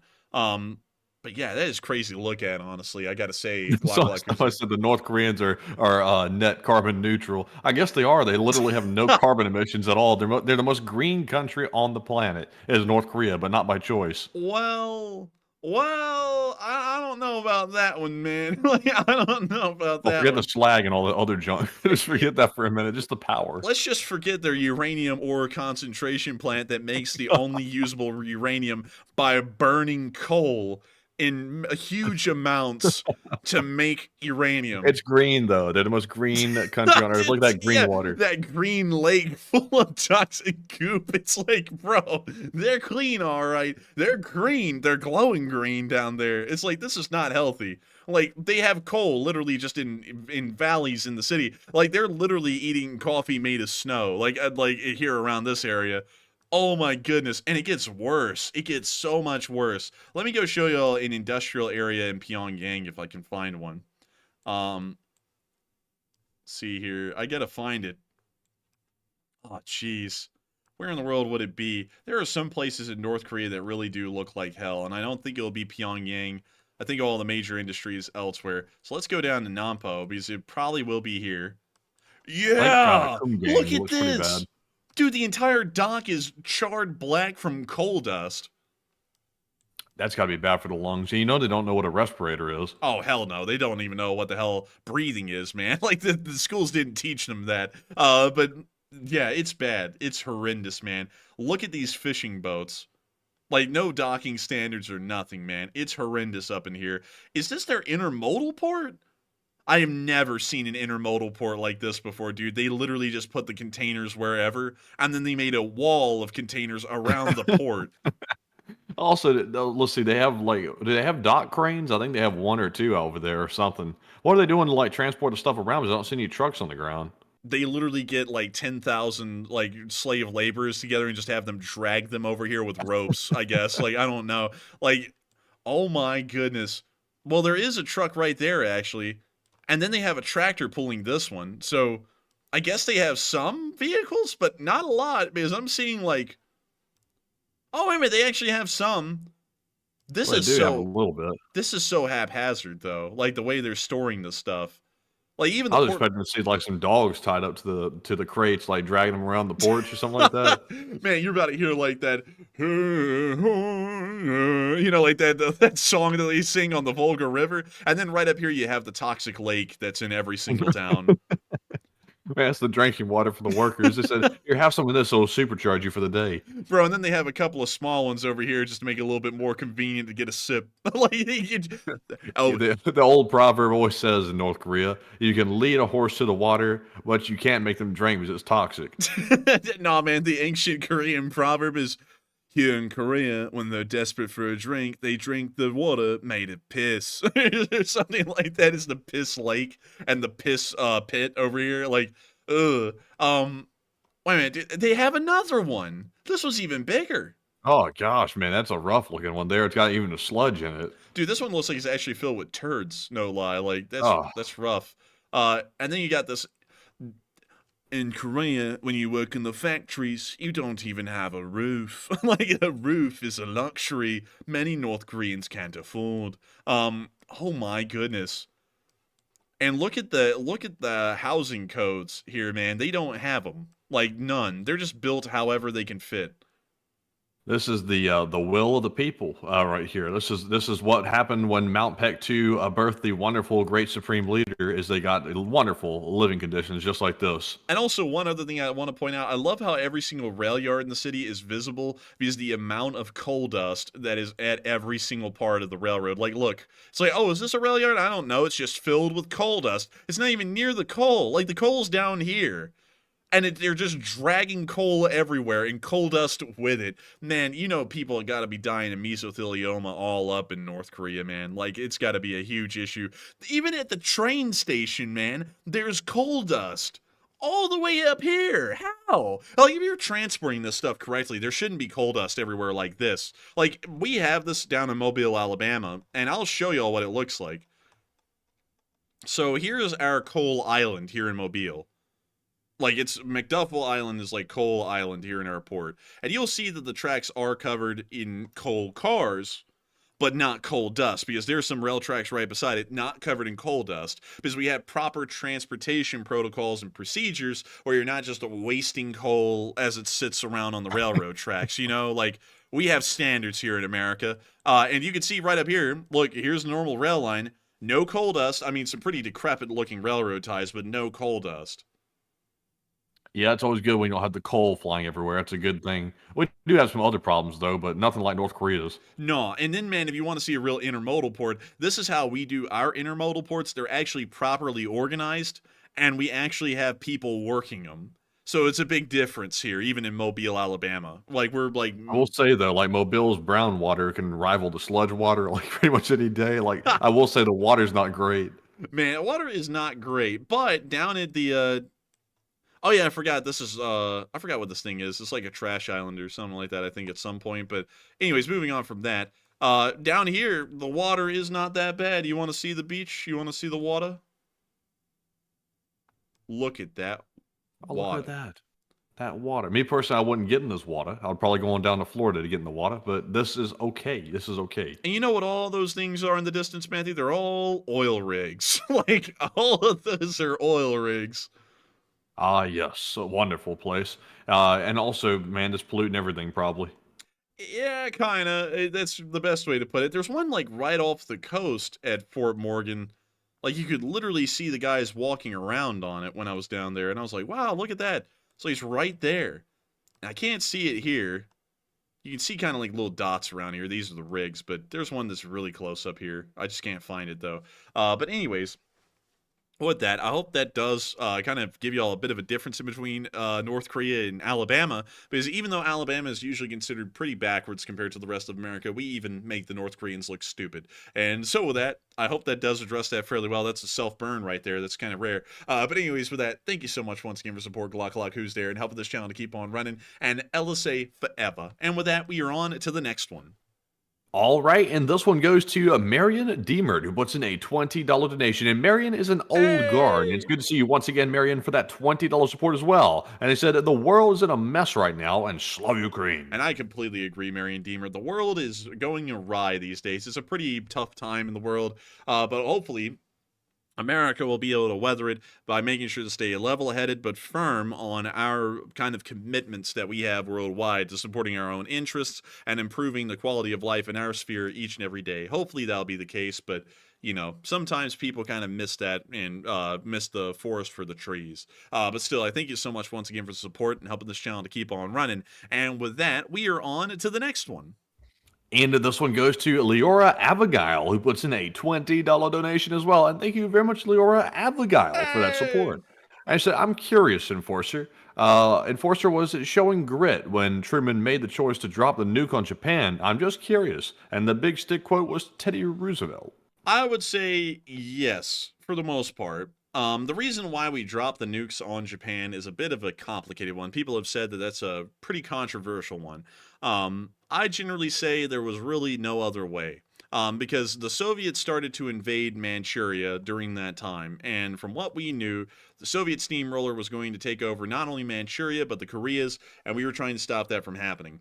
Because of the imperial cult in Japan, Japan was dedicated and fervently committed by the will of the people at the time to fight to the bitter end to stop Japan from falling, the mainland from falling. Everything else could collapse. They were not going to give up Japan without a fight.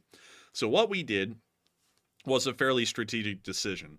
We wanted to know, one, what the bomb would do, and two, we wanted to stop ourselves from having to invade mainland Japan, because we were going to have to end up pretty much killing everyone on mainland Japan to win, because everyone was going to end up fighting us. The men, the women, even the children, because we had seen in prior island hopping campaigns that the children will be used as weapons, would be used. And so it would end up pretty much being a bloody... It wouldn't be a genocide, but it would be pretty freaking horrendous for everyone. And casualties for the United States were expected to be in far excess of 600,000 dead, like just in trying to take Japan alone. So what we decided to do was drop the bombs. And while we look back on that now and we're like, maybe we could have chosen not to drop the bombs, at the time it was a fairly reasonable decision. It would force the Japanese to surrender before the Soviets took everything that the Japanese had in Manchuria and Korea. And not only that, it would largely stop us from having to get onto the mainland and cost hundreds and hundreds of thousands of lives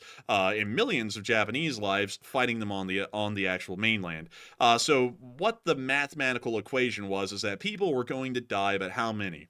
We could either kill 140 Japanese people, 140,000 Japanese people, and end this war once and for all, or we could end up getting millions of Japanese people killed and hundreds of thousands of Americans killed, maybe even 1 million, for this war to end. And it would take a lot longer as well. And so we decided to go with the easier and less deadly option, which was to nuke them. And that's probably the only time in history where you can say that nuking someone was going to result in less casualties than not nuking them. But that's kind of the decision-making process that went into that. And I would have to say that that was, in my opinion, having grit. Because, yes, it seems up front that was a pretty horrendous and very drastic thing to do, to nuke someone.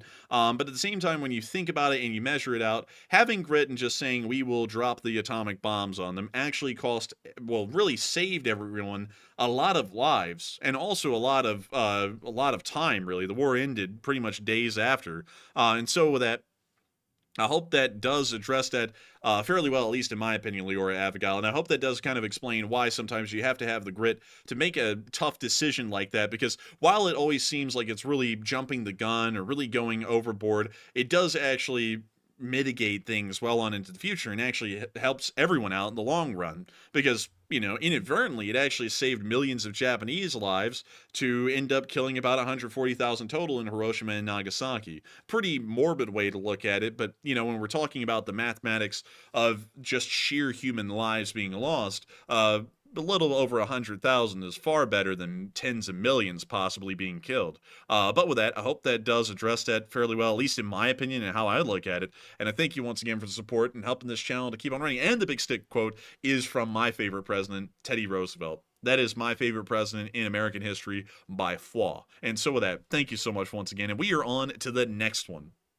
All right, and our next one here also goes to John Garner yet again, who puts in another $20 donation. And thank you very much, John, for I believe it was the 4th super chat of the night, and we appreciate it. Hey! And John says, I'm homeless in Central Oregon, and he said, I live in my van, and I have a job, I eat well, and I have what I need, and I don't drink yellow snow. Well, I'm glad to hear it. Also, John, I will say this, as long as you're happy in the van and stuff like that, like there's actually people out there that like make a whole like culture around like the van life thing. I'm not sure about your exact situation, but like as long as you're happy doing that, like that's like perfectly good, like in my book, like perfectly fine. And as long as you have the job, you're eating well and everything else, I'm glad to hear it. And also thank you very much for that support. And Enforcer, what say you? I'll be entirely honest, that's not doing that bad at all, John Garner, for the West Coast, because the West Coast is wildly expensive at the moment.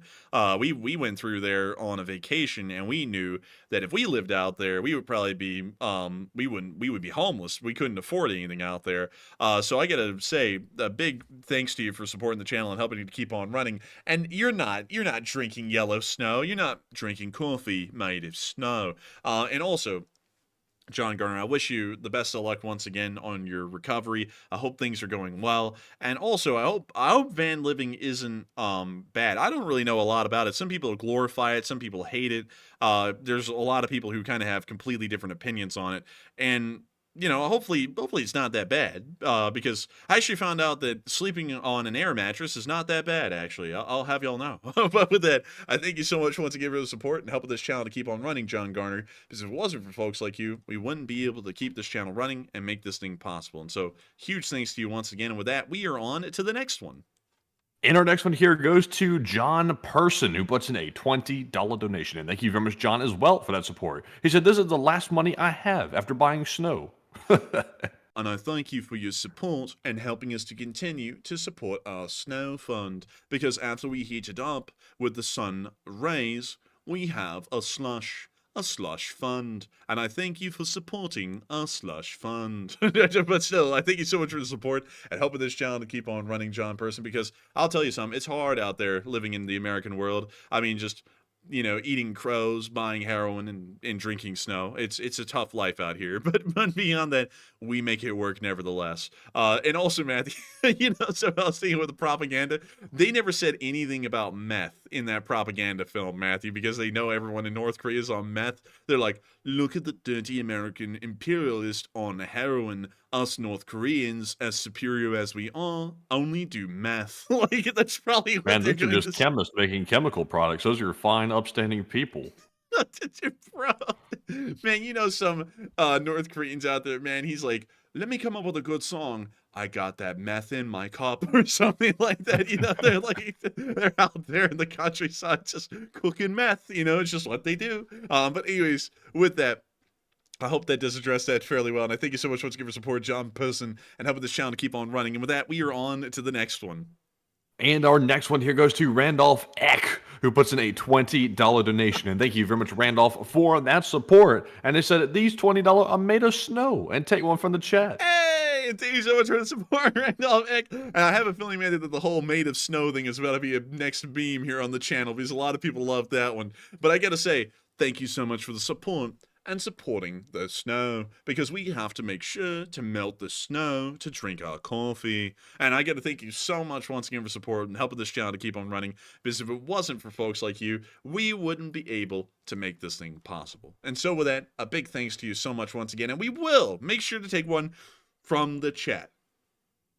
And if we had to quantify how much snow the hot dog man is messing around with, we'd have to call him the the snow blower. But anyways, moving on here to our live chat question. We have one from...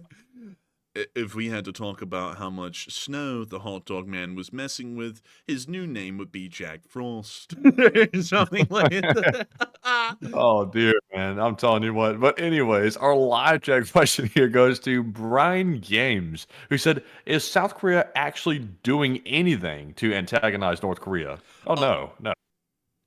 Well, a little bit, because technically the first thing that started off this whole thing is that South Korean citizens in kind of like, I guess you could say almost like clubs, would go to the border with balloons, and they would set balloons off across the border that were filled with USB drives and also different kinds of Western media, which is considered incredibly provocative to the North Koreans. So then the North Koreans asked the South Koreans to stop, and the South Koreans said they're private citizens, they can do what they want, and then the North Koreans got pissed off about that. And another thing that the South Koreans have done to try and escalate this a little bit is turn on the boom boxes, because if we wanted to say if they're doing anything to kind of allow North Korea to ramp it up another notch, they have done like one or two things, but in the realistic sense of the world, that's really nothing. But to the North Koreans, these are massive provocations, because they're incredibly unstable and really kind of stupid, to be entirely honest. But that's my answer. Also, apparently, like I was saying earlier, contraceptives, to put that in the most adult way I can, are illegal in North Korea and carry severe punishment if you're found with one somehow. So, interestingly enough, if you filled a balloon with those from South Korea and sent them across the border, a lot of people would be getting in trouble in North Korea when they find them. But with that, I hope that does address that fairly well. And with that, we are on to the next one. And our next one goes to Grim Hades, who puts in a $20 donation. And thank you very much, Grim Hades, for that support. And we appreciate it. And they said, so y'all going to look up the real North Korean propaganda video, and y'all are watching a comedian's video doing commentary over the real one. Are you sure? Are you sure? Enforcer, was that true? I think if I remember correctly, let me go pull it up again. Because the real propaganda video was that one, and that was actually someone doing a translation over it from what I was told. So let me go over here. And let me go right here. And let me go here. Okay, so apparently, Matthew, they were reading the name of the YouTube channel, which has comedy in the name, but this is not a comedy thing, because I remember the original publisher I watched this on years ago was an actual news agency, and this translation was done by that news agency or something along those lines. So this is an actual like translation of the propaganda video. But that is what it is. Like it's not being exaggerated at all. That's what the North Korean propaganda was. But I can't help that the YouTube channel's name had comedy in the name. Maybe they just found the propaganda so funny in its translated form that they consider it comedy, because I personally consider it comedy with how outlandish it was. But it's not that far stretched either, because if y'all go and watch any movies that are made by North Korea that you can find out there that have been bootlegged, like the actual English dubs to them are legitimately like about the same level of propaganda. Like they believe they believe the American army can easily be destroyed because American soldiers are too busy fighting each other over small amounts of food because everyone in America is starving. Like that's something that's been repeated multiple times in multiple Korean action flicks, is that whenever they're fighting the US Army, they're like, they weren't fighting over food, or something like that, and they're like really shocked that like for some reason the Americans aren't fighting over food, because that's what they believe. Like they actually spread that as propaganda in North Korea. But anyways, with that, I hope that does address that well. I thank you so much once again for support and helping this channel to keep on running. And with that, we are now going to be moving on to the next one as we drink our snow. So I'm moving on to the next one here. This one goes to Boulder Boy, who puts in a $10 donation. And thank you very much, Boulder Boy, for that support. He said, Grishak. Hey, Grishak! And I gotta thank you so much for the support and helping this channel to keep on running, because you put in the thing from the video today. If y'all were watching the video today and y'all made it to the end, I told y'all to put Grishak in the comment section below. And to tell y'all what Grishak is, because of course a lot of people are like, what is Grishak? Grishak is our pet web boy Misowa Work right here. That's Mr. Corgi. Oh, look at him. He's so precious, and he is. And there he is again. He's actually the Corgi back there. That's Mr. Corgi. And he is with baby Grishak, according to me. So I told y'all to put Grishak in the comment section, and that's the name of Mr. Corgi. So now y'all have done Sheba, which is this one right here. Her name is, let's see, what did I tell y'all? Is Scrampy. And then back here, we got wee baby Grishak. So there we go. Y'all have now put in the comment section the nickname of Sheba and Mr. Corgi, Scrimpy and wee Grishak. And so with that, I hope that does address that incredibly well. And I thank you so much once again for support, Boulder Boy, and helping this channel to keep on running. And with that, we are on to the next one. And our next one goes to Tommy Manic, who puts in a $10 donation. And thank you very much, Tommy, once again for that support. He said, have the Ukrainian forces pushed Russian forces back in Kursk? Yes, they have a little bit. The Russians have pushed the Ukrainians back about a mile around the Koronivo area, but the Ukrainians are putting up a pretty strong defensive around Lyubomovka. That actually happened on a day that we weren't able to report it. We were dealing with some other stuff in the background, but yes, that did happen. And so with that, I hope that does address that fairly well, and I thank you once again for support and helping this channel to keep on running. And with that, we are on to the next one. All right, and our next one here, excuse me, hold on a second. Excuse me, goodness. But anyways, our next one here goes to Ordinary Pie, who puts in a $10 donation. And thank you very much, Ordinary Pie, for that support. They said, I appreciate the work you guys do. And the fellow that said they hate the silly voices, kick rocks. We need some lighthearted commentary and jokes on these heavy subjects. And thank you. I'm glad you understand, because we do need some lighthearted jokes, because the stuff we're covering can be very heavy. And that you can either laugh, cry, or simply just go berserk. And we prefer to have some lighthearted commentary. So I'm glad you understand where we're coming from. And Enforcer, what say you? Some people go bonkers. Meanwhile, we're over here drinking coffee made of snow. It's just like, we have fun with an Ordinary Pie, and I'm glad to know that even an Ordinary Pie can understand comedy. Some others can't, and that's very unfortunate for them, but I still thank you so much for the kind words and the support, Ordinary Pie, because I do believe a little bit of brevity and some jokes are necessary covering this kind of news. And so with that, I thank you for the support and helping this channel to keep on running, because your amount of money will help us to be able to wipe our ass with toilet paper and hunt down another crow to eat on Tuesday. And so with that, thank you so much once again for support, and with that, we are on to the next one. All right, and our next one right here is going to go to, guess who? It's going to go to Brian Games, who puts in a $10 donation. Thank you very much, Brian, for that support as well. Once again, he said, can you discuss 90s Ukraine giving up nukes for protection from Russia? Some say Ukraine never controlled the weapons, and don't we owe them protection? And why isn't this talked about in the conflict? This has actually been talked about massively in the conflict. Like, this has been a big point for years now. The thing is that back in the day, to make this kind of a shortened thing, Ukraine was too poor to own any of them or maintain them long term, and they were also too corrupt. Like, they were gonna disappear eventually and get into some pretty bad hands. And so everyone put pressure on them in the world to give them up, and we told them kind of like a promise that really wasn't like enforced or written in writing or anything in the Budapest Memorandum of 1994, that if they gave up the nukes, we would protect them and make sure they're not invaded. That didn't really mean anything. A memorandum is not a defense pact or a treaty or anything like that, so it really wasn't enforceable. And so when the war happened, everyone brought it up, and then we went, it was a memorandum, it's not enforceable, so oh well, we're not supposed to be in there like fighting for them, and that was that. So I hope that does address that fairly well in like a really big nutshell, because we've actually covered that in length over 3 years now. And while it's a good point, it's just kind of been beaten to the ground at this point. That's kind of the standing that everyone gave to it, because Britain and America said the same thing about that when the war began. And so with that, thank you so much once again. I hope that does address that incredibly well, and thank you for having this channel to keep on running, Brian Graves. And with that, we are on to the next one.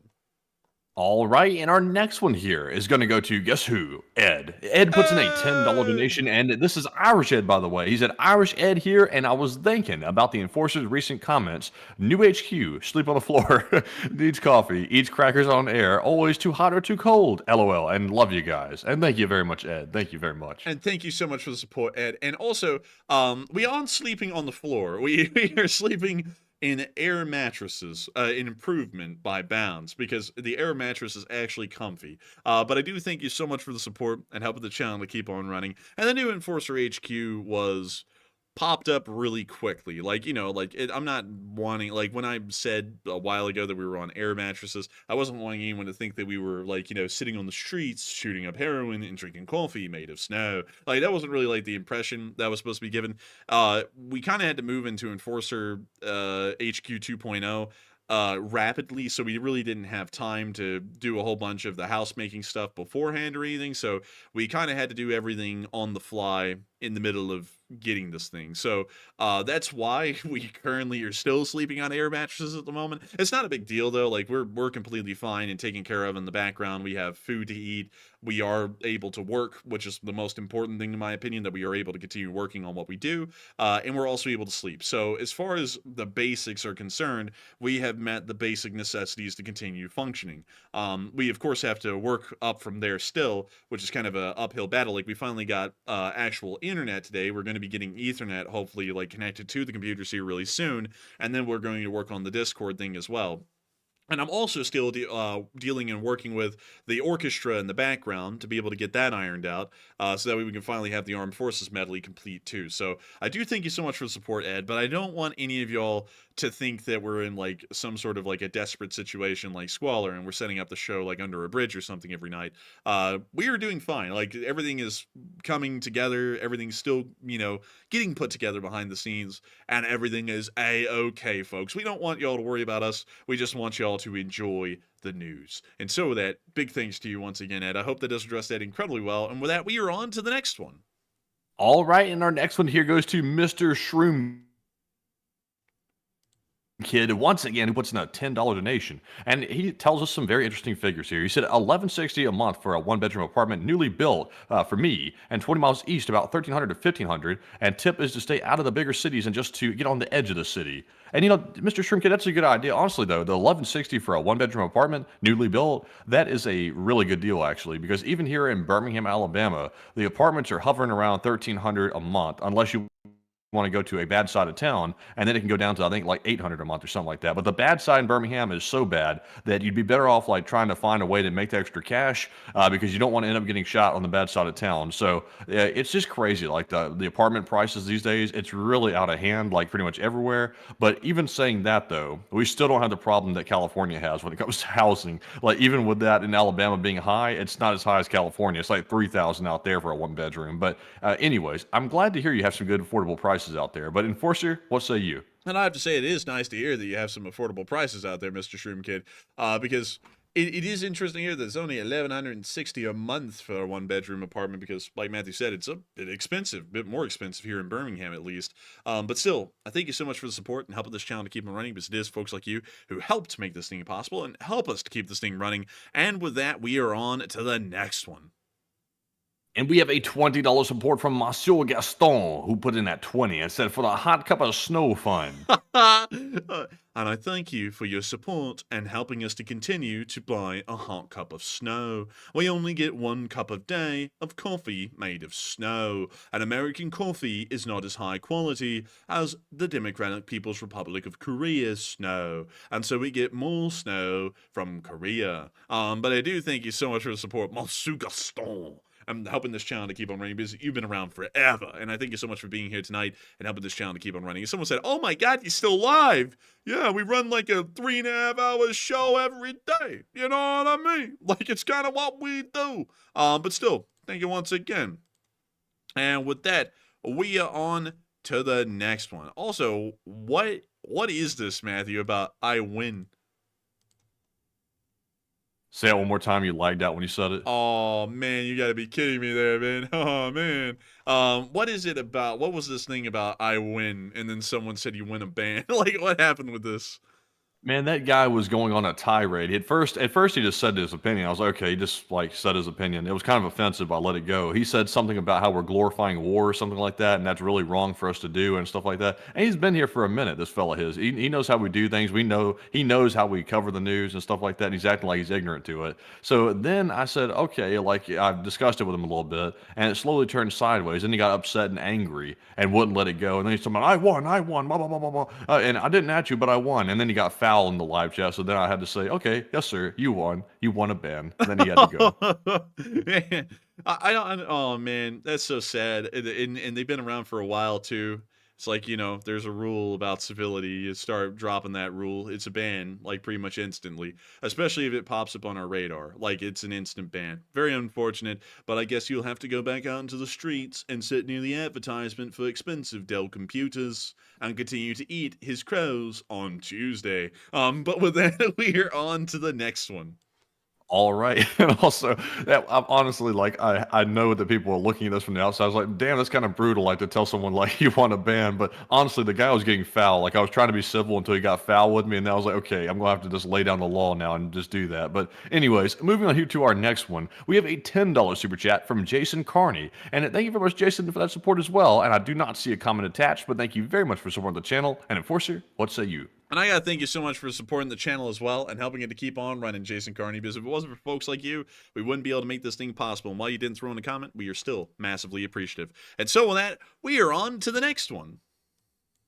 All right, and the next one goes to Fo Fang, who puts in a $7 donation and says, keep it up. Hey, and thank you so much, Fo and Fang, and we will keep it up. And thank you for supporting helping this channel to keep on running. And so with that, thank you so much once again, and we are on to the next one.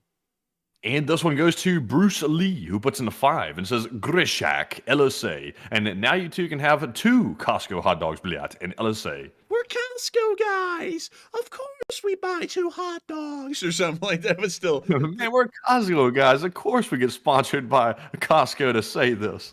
We're Costco guys. Of course we are always in Costco. We're Costco guys. Of course we buy baby oil in bulk. Costco guys. We don't sell baby oil. We do not sell baby oil in bulk. It's like, dude. We have never sold baby oil. We do not know what baby oil is, and we do not stock baby oil, and we will no longer talk about baby oil.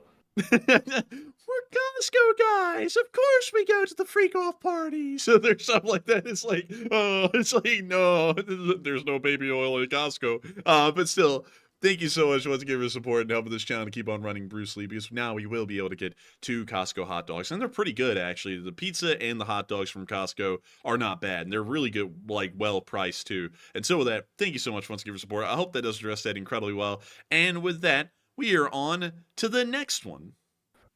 And our next one goes to Tommy Manic once again, who puts in a 5 and says, I just want to say again, thanks for continuing to support Ukraine. Hey, and thank you so much for the support and enjoying our continued support for Ukraine, because unlike others like the Hot Dog Man that only support Ukraine when it's beneficial to them, we always make sure to back up Western and American interests around the world each and every single day, without end, forever and ever and ever. And we just never stop, like legitimately, we don't. But still, thank you so much once again. I hope that has addressed that incredibly well, and we are on to the next one. And this one goes to LSA Sergeant Figment, who puts in a 5 and says, yesterday he was Sinwar, today he was Sinwaz. Oh! And literally cried tears of joy when I got the news, and time to sound the shofar of victory and Takaya. Now, you know something interesting, LSA Sergeant Figment? The fellow who just got fouled me in the live chat was upset because I said Sinwar deserved to die. He was an evil bastard. He said, we should not celebrate the death of someone because that's not the right thing to do.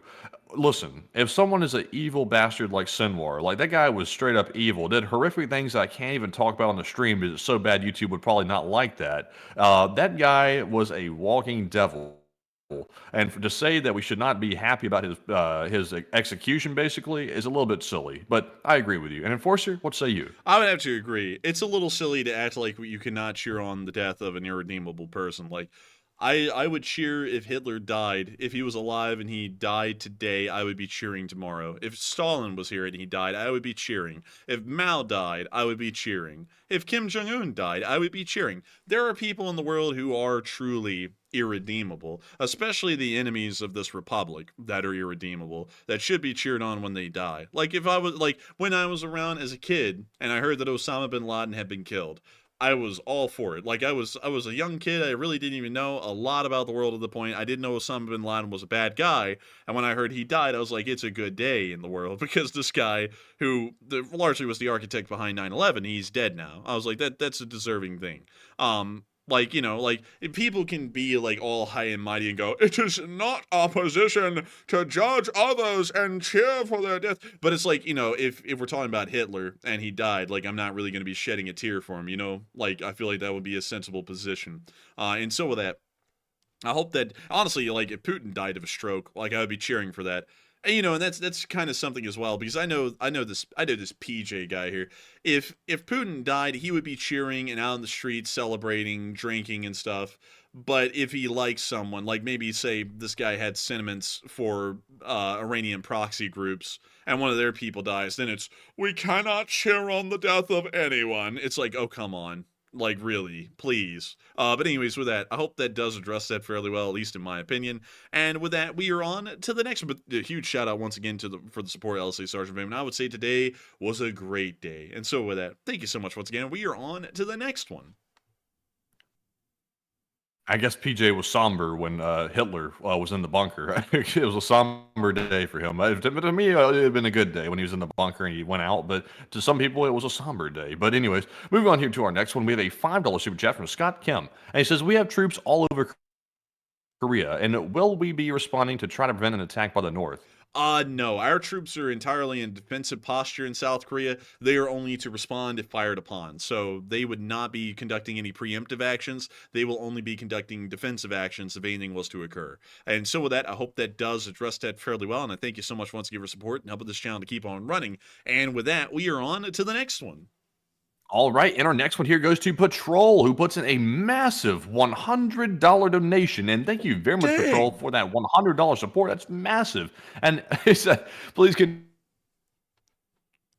continue glorifying war. Now, I will say this, Patrol. Our objective is not to glorify war, but at the same time, we're not going to shy away from saying, or at least I'm not going to shy away, the Enforcer probably isn't either, from saying that if someone is an evil walking devil, then they needed to go. I'm not going to shy away from that whatsoever. It may sound brutal. It may sound, you know, offensive to some, but I'm sorry, that's just the way it is. That's reality. But Enforcer, what say you? And I'd have to thank you for the massive support, Patrol. The huge support, long-lasting support. And I would also have to say that we do.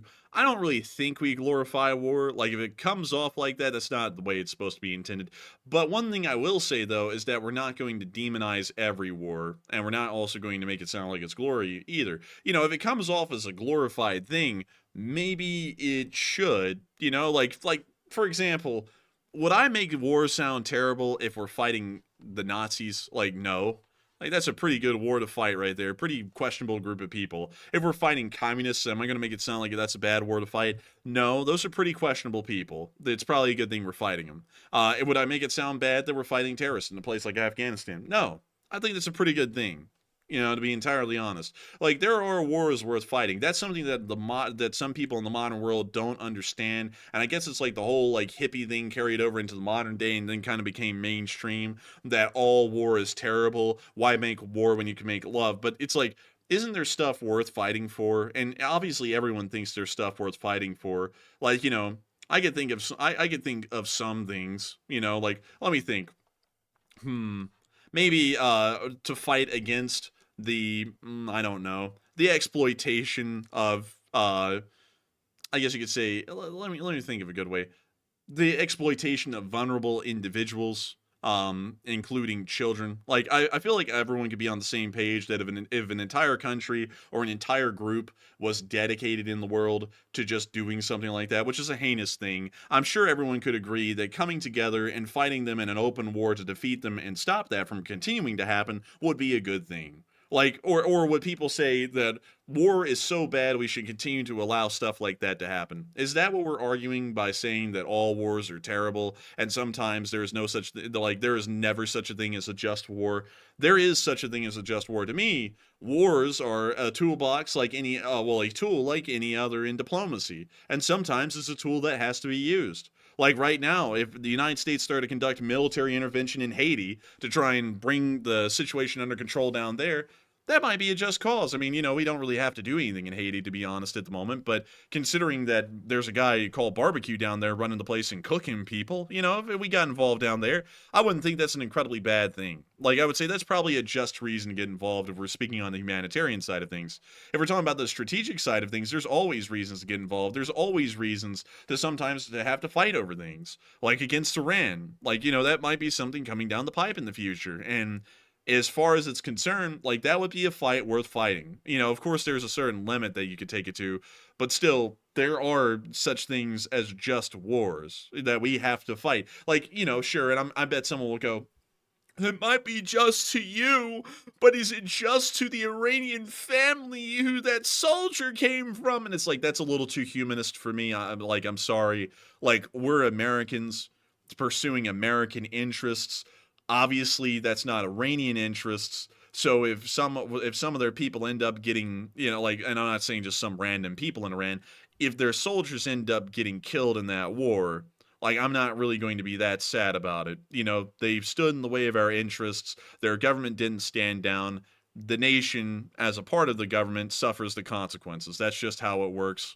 You can't really get that sad about that. That would be my take on it. But with that, I do thank you so much once again for Support Patrol and helping this channel to keep on running with such massive support. Because if it wasn't for folks like you, we wouldn't be able to keep this channel running and make this thing possible. And so with that, thank you so much once again. And before we move on to the next one, we are going to have to retire Matthew for the night so he can get a good night's sleep. Because it is late. Yes.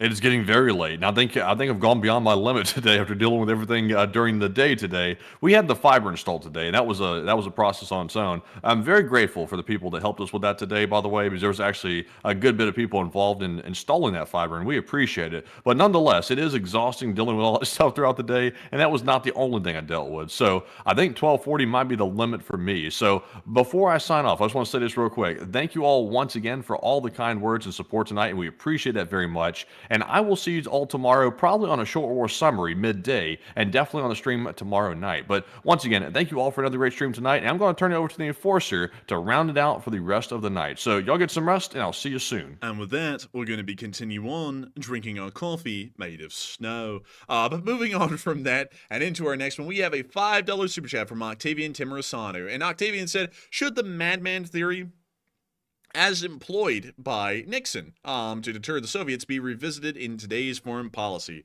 Maybe so.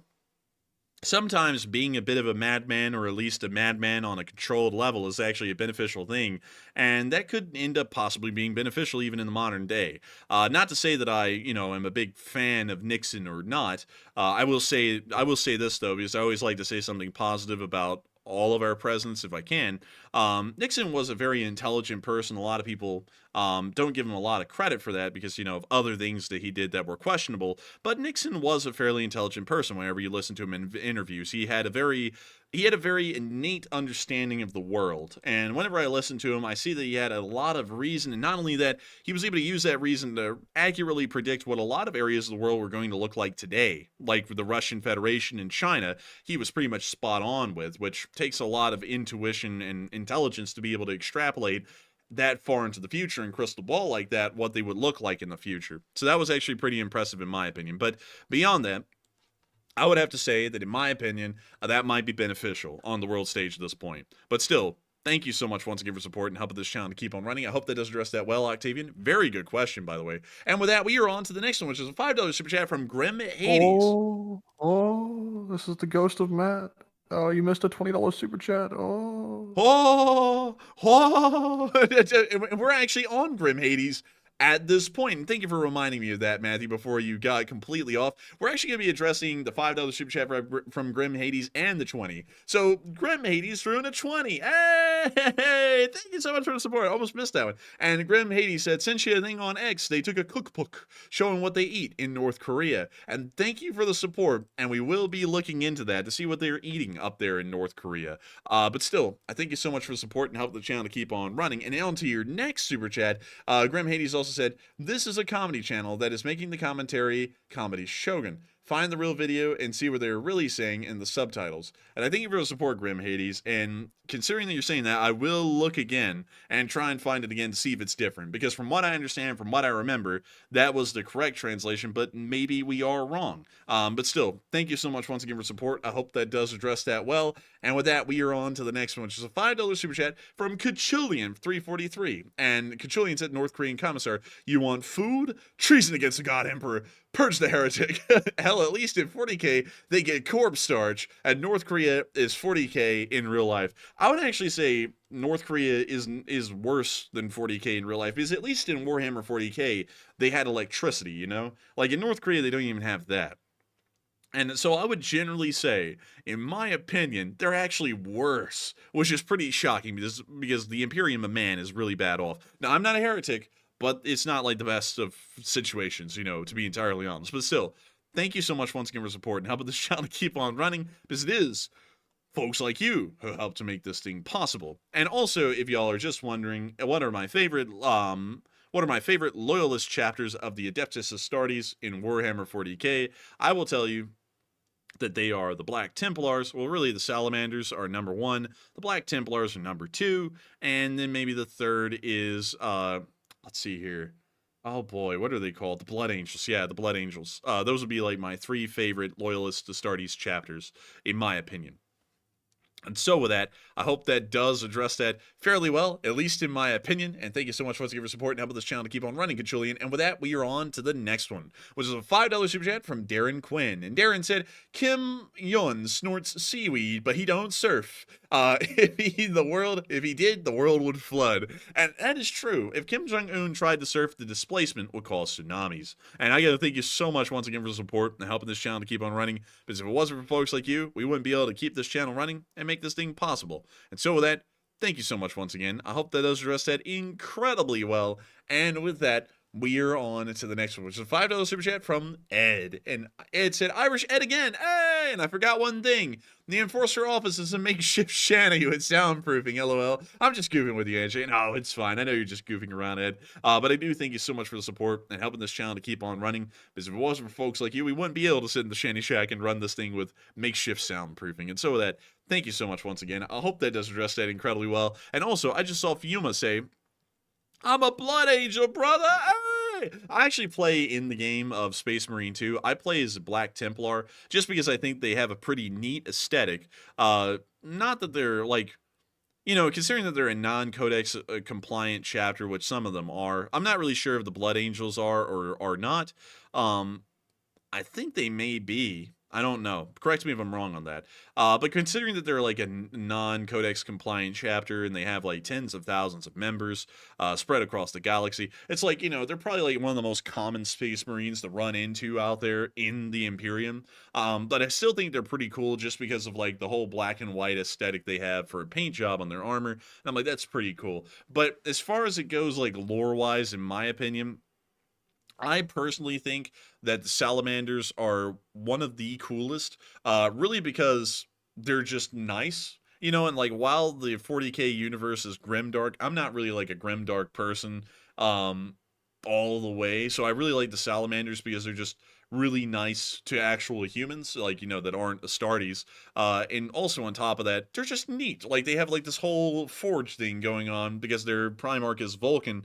And it's like, that's just cool, you know, like to be entirely honest. I just think the salamanders are neat. The Blood Angels are really cool too because the whole gene seed thing that they have with like being kind of like vampires, to be entirely honest.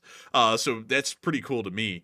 And oh, that's cool. You're actually in black armor too because you're the Blood Angels Death Company. That is pretty cool. And so with that, thank you so much once again for support. And Jarek859 said, are you on Twitch? No, we do YouTube only. Twitch, like, kind of requires you to, like, sign, like, a slaver's contract, pretty much. Like, we wouldn't be able to run a stream on YouTube anymore if we were a Twitch affiliate, so I will not go over there. Like, we are YouTube all the way. But still, with that, I thank you so much once again for asking an interesting question. With that, we are on to Cap'n Banana Bread, and Banana Bread be Cap'n. And Cap'n Banana Bread threw in a 5 and said, thanks for keeping us all informed. Fair winds and fair waters, good sirs. And thank you so much for the support and helping the channel to keep on running, and I wish the same to you. Fair waters and fair winds, my friend, and thank you for the support and helping this channel to keep on running. And with that, we are on to the next one, which is $5 super chat from Leora Abigail. And Leora Abigail said, hey, Enforcers, you guys are hilarious. The idea for merch for making fun of Korean propaganda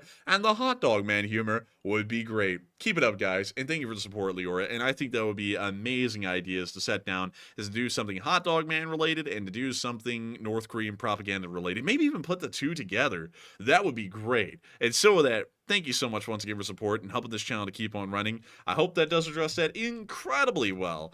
And with that, we are on to the next one. And the next one is a $2 super chat from Mr. Shroom Kid. And Mr. Shroom Kid said, his last words I heard were LSA. And hey, that's probably the last words he did here. And I think that is pretty good thing to know. The last words of LSA being heard cannot be a bad thing. Just period. It's the codex. But still, thank you so much once again for support and helping this channel to keep on running. And our next one goes to LSA Sergeant Figment, who also threw in a 2. And LSA Sergeant Figment said, hit that like button. That's an order. And please do hit the like button. We've gotten up to 2,900 likes nearly tonight so far. And I would love to see that we get even higher than that. And I got to thank you so much once again for support and helping this channel to keep on running, because if it was not for folks like you, we would not be able to make this thing possible. And so with that, thank you so much once again. And with that, we are on to the next one, which is a £5 super chat from Point of Guinness. And Point of Guinness said, Enforcer, have a search for Blackadder, Mud for Coffee. I've seen Blackadder. Blackadder is actually a pretty good show, and I have seen that episode, and it is good. I can't show it here, though, because we get copyrighted, but I know exactly what you're talking about, and that was a pretty good episode. I also like the one where they shot the pigeon and ate it, and then, let's see, what was it? I think it was Douglas Haig showed up, and it was his personal pigeon, which was hilarious. Or was it someone else? I don't know. I think he was like the stand-in for Haig or something like that, but still, it was really funny. And so with that, thank you so much once again for support, Point of Guinness. I hope that does address that well. And with that, we are on to the next one, which is a $2 super chat from Elka Sir. And Elka Sir said, today's booms are significant, a 7 on the Bliet scale. And I would agree with you. They were incredibly big. And thank you for the support, Elka Sir, and helping this channel to keep on running. And with that, we are on to the next one, which is a $2 super chat from Leora Abigail. Leora Abigail said, LSA, makers of a good American signature snow coffee. And I got to thank you so much for the support and helping this channel to keep on running. And I would have to say that it probably is a good American signature snow coffee. And I thank you so much for the support and helping this channel to keep on running, because it is folks like you who help to make this thing possible. Also, sorry if y'all are hearing me breathe or take a second to breathe, because talking nonstop like this actually ends up pretty much forcing me to the very last bit of my breath. So I'm like out of breath by the time I stop talking, because I'm literally like suffocating myself by talking nonstop the entire time until I run out of breath. That's just kind of the way I talk. Usually Matthew helps me to have like a little bit of a breather where I can do that. But now that he's not here, I'm gonna have to try and moderate myself a little bit, at least as far as I'm talking. But moving on from that, and into our next one, we have a $2 super chat from Robert Tusker20. And Robert Tusker20 said, sitting here drinking my pumpkin spiced snow. And that has to be some delicious snow, because no snow is better than North Korean snow. But I still thank you so much once again for the support and helping this channel keep on running, and once again adding in to the snow jokes. And so with that, we are on to our final super chat of the night, which is a $1 super chat from Nick Nelson, also known as Nick at Night. And Nick Nelson, and let me make sure that I get that one before we move on. Nick Nelson said nothing, but I do thank you so much for the support, Nick Nelson, and helping this channel to keep on running, because if it was not for folks like you, we would not be able to keep this channel running and make this thing possible. And so with that, big thanks to you once again. And also, some people are saying, time to breathe.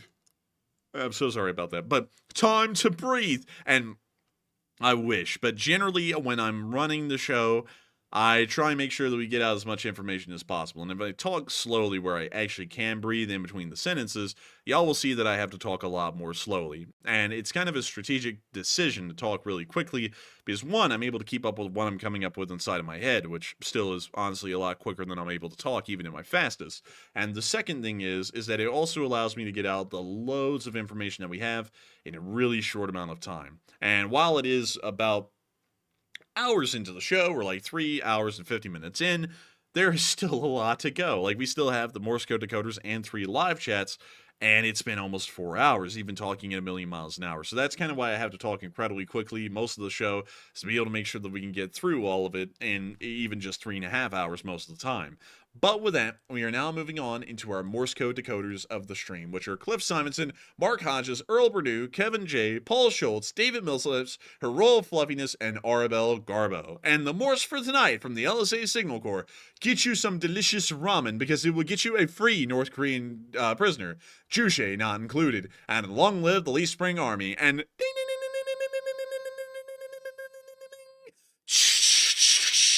that's the sound of money, and y'all got that dead on the nail. That was the Morse code message of the night. Now, I gotta congratulate y'all for getting that correct, because it is the 967th day of the war, and y'all are still getting it dead on the nail. And I gotta congratulate y'all for that, because y'all have been able to do that incredibly well for years. And so with that, we are now on into the last 3 questions of the night, the 3 live chats of the night, which goes to Epic Trains Canada. And Epic Trains Canada said, what are the implications if war breaks out on the Korean Peninsula? Which other countries would get involved? It really depends on how it would be fought, but we can guarantee that North Korea, South Korea, and the United States will all be involved in that conflict, and there is a possibility that the Chinese would get involved if we start to conduct a counteroffensive where we push into North Korea. And so with that, I hope that does address that incredibly well. And with that, we are on to the second to last question of the night, which goes to WL. And WL said, any chance of the IDF or Mossad going after billionaire Hamas headquarters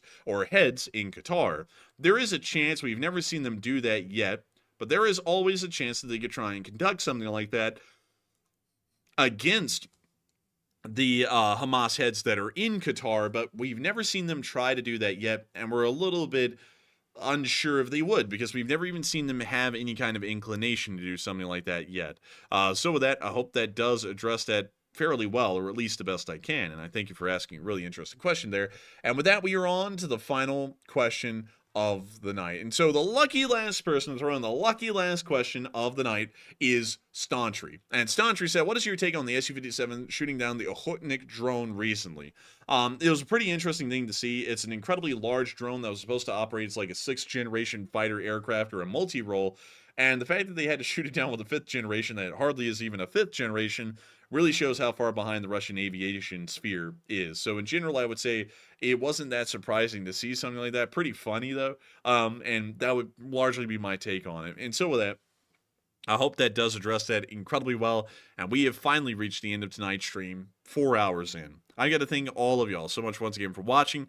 If y'all have enjoyed, please make sure to subscribe. Make sure to like and comment. 1 second. getting on there. I'm so sorry, everyone. I truly am out of air, like out of oxygen completely. But if it wasn't for folks like y'all, we wouldn't be able to make this channel possible. At the peak tonight, I believe there was about 9.3 thousand people here, and 67,000 people have watched the stream before it ended. We are entirely honored and grateful for each and every one of y'all to be here, and we will see you all tomorrow at 10 p.m. Eastern Time to cover the next 24 hours of the news of the war in Ukraine. And so with that, good night, good luck, take care, stay safe, Slava Ukraini, and long live the Lee Spring Army. The Lee Spring Army will never die.